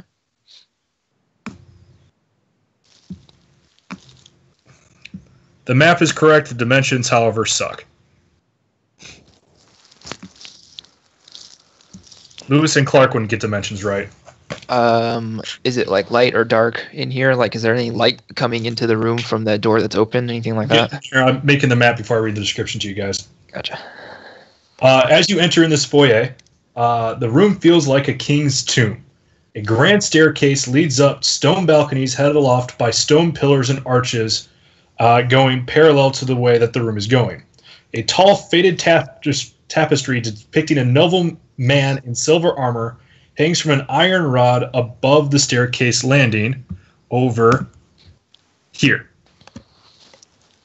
6 sets of double doors lead into this foyer. Along the walls, displayed on marble pedestals, are 3 alabaster busts of handsome men. The 4th bust and its pedestal have been knocked over, and the shadow remains lying strewn across the mosaic floor. 2 chandeliers of wrought iron hang from the ceiling like monstrous black spiders. So, when we get into where the busts are, we have regular bust, regular bust, regular bust, and broken bust.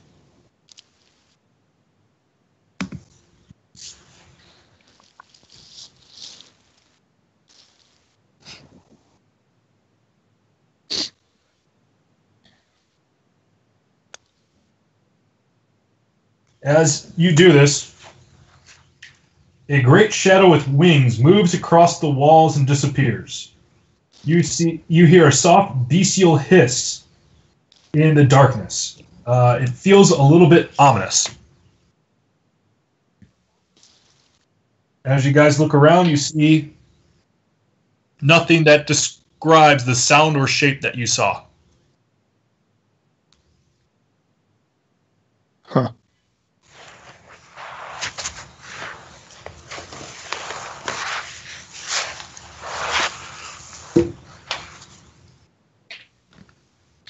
Well, what do you guys think? Should we go? Is the dragon statue still there? As you turn around, yes, the dragon statue is still there. Okay. Based off of when you stepped, the pressure pad was a little bit of a mislead, and you begin to feel air coming out of it. It's a little cold, but nothing too harmless. You get the idea that at one time this was a cold trap that has been in disuse for so long that the magic trap has kind of dissipated.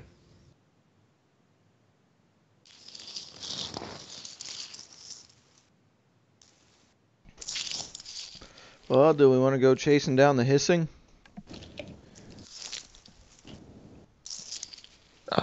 Didn't Jay say that we couldn't discern where the sound had come from? Well, That's what he's getting at, is do you want to go chase or try to figure out what was making that?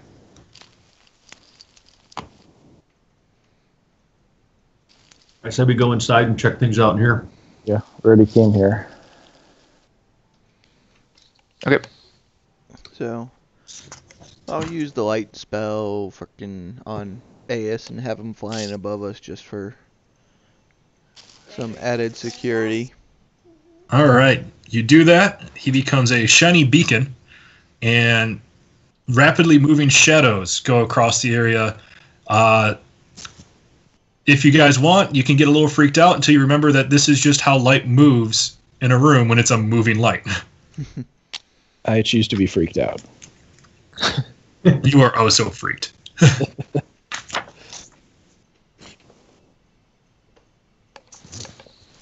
All right, I'll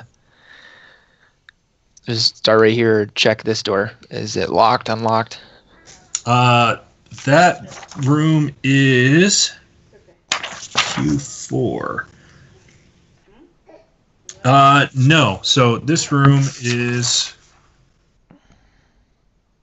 another 4 by 1, 2, 3, 4, 5, 6, 7. Another 4 by 7.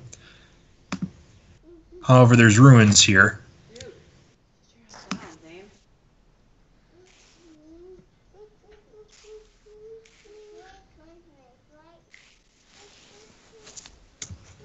So a little bit longer than 7. But as you look out, you begin to see the outside to the south. As you look in here, you see 9 giant spiders. None of them look openly hostile to you guys. However, they look like they have rubble strewn about throughout much of this vast chamber, caused by the partial collapse of the rooms above it. On the pink marble floor, fallen chandeliers lie amid broken chairs and other furnishings. Thick webs stretch from wall to wall, and moving from them are exactly 9 giant spiders. Back out. Close the door. Yeah. I don't like spiders. Clean it with fire. Esmeralda goes like, let's not waste our resources before we find out exactly what's going on. If no one's here is attacking us, and this is it, we'll burn down the place then. Okay. You don't have to explain to Tony why his ideas are bad. I feel like I kind of need to. Clean it with fire. I want to So check Bolt- out the busts and see if there's any identifying placards or names or anything. So underneath all of them is just, and here's the part that gets you. Underneath all of them is just Agynovostholt is the name on all of these. It's just the word on top, and there's different dates and time. And as it comes up, you see this one being the first in time. As you look at this is the second one in time. This is the third one. And then the latest one is the broken one right here. The bust itself is broken, but the statue, like the statuette or the pedestal that it stands on, is absolutely fine. They all look different. Well, all answers that question. Yeah. But they all say Agynovostholt. So it seems like Agynovostholt is more of a title than a person. As What's best the as family you name? can tell. Yeah, It's really Bane. Lord Agynovostholt. All of them. And what are the dates on the most recent one? Comes back to about 100 years ago. Okay. Is there any writing that we can see on the tapestry? As you look up at the tapestry, this is a portrait of Lord Agynovostholt. So instead of it being a bust, it's a full depiction of him. He, based off of perspective, is a taller than average individual, wiry build, but still kind of strong. And this is him just standing up on the steps that you just passed. And in the background are a couple of other knights.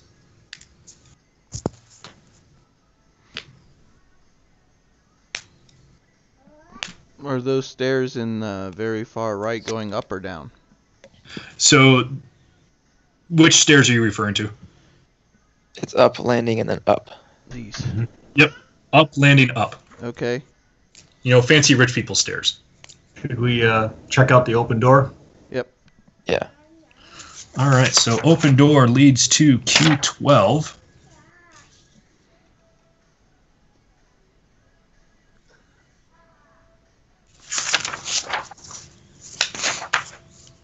And that is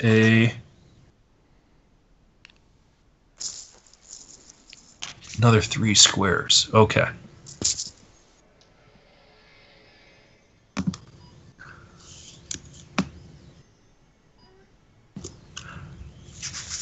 As you peer in here, a 20-foot-long table sculpted with dragon's legs stands at the center of this hall. The chairs that surround the table have backs carved to resemble folded dragon wings, and several of the chairs have been overturned or smashed to pieces. Suspended above the table is a crystal chandelier that glows with a soft white light. Standing in the windowed alcoves are 2 life-size statues depicting knights in dragon-winged helms and shields.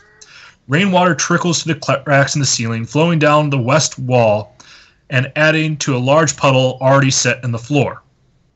5 sets of wooden doors lead this hall. The doors in the northeast corner hang open, a pair of leaded glass doors, their panes cracked and broken, and they stand between panels of stained glass set to the east wall.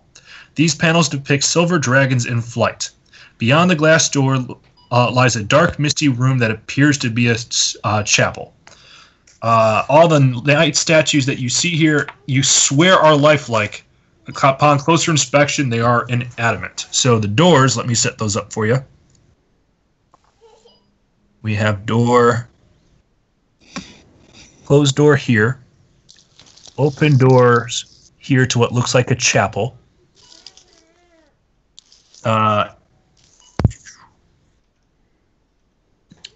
Door here.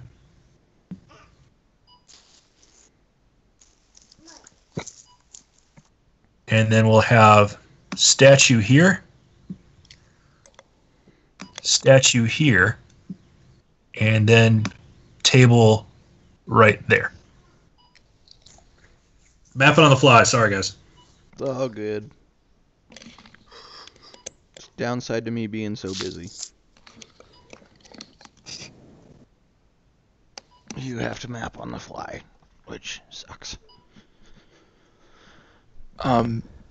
It's not that I don't want to keep going, but it's 3 o'clock. Did anyone need to get going? Yeah, I got, a month and a half of errands to catch up on. That's fair. Well, That will also give me time to finish the map so we don't have to start and stop so much. Yeah, which is super shitty. I don't want to go do, 2 months worth of shit. Just because, you need to do it because that will get in the way of future D&D sessions, dude. That is accurate, extremely. Maybe go get my knee broken so it'll fix itself. Nice. I don't think it's still looking like you're gonna have to work tonight, Dad. Oh, yeah. Yeah.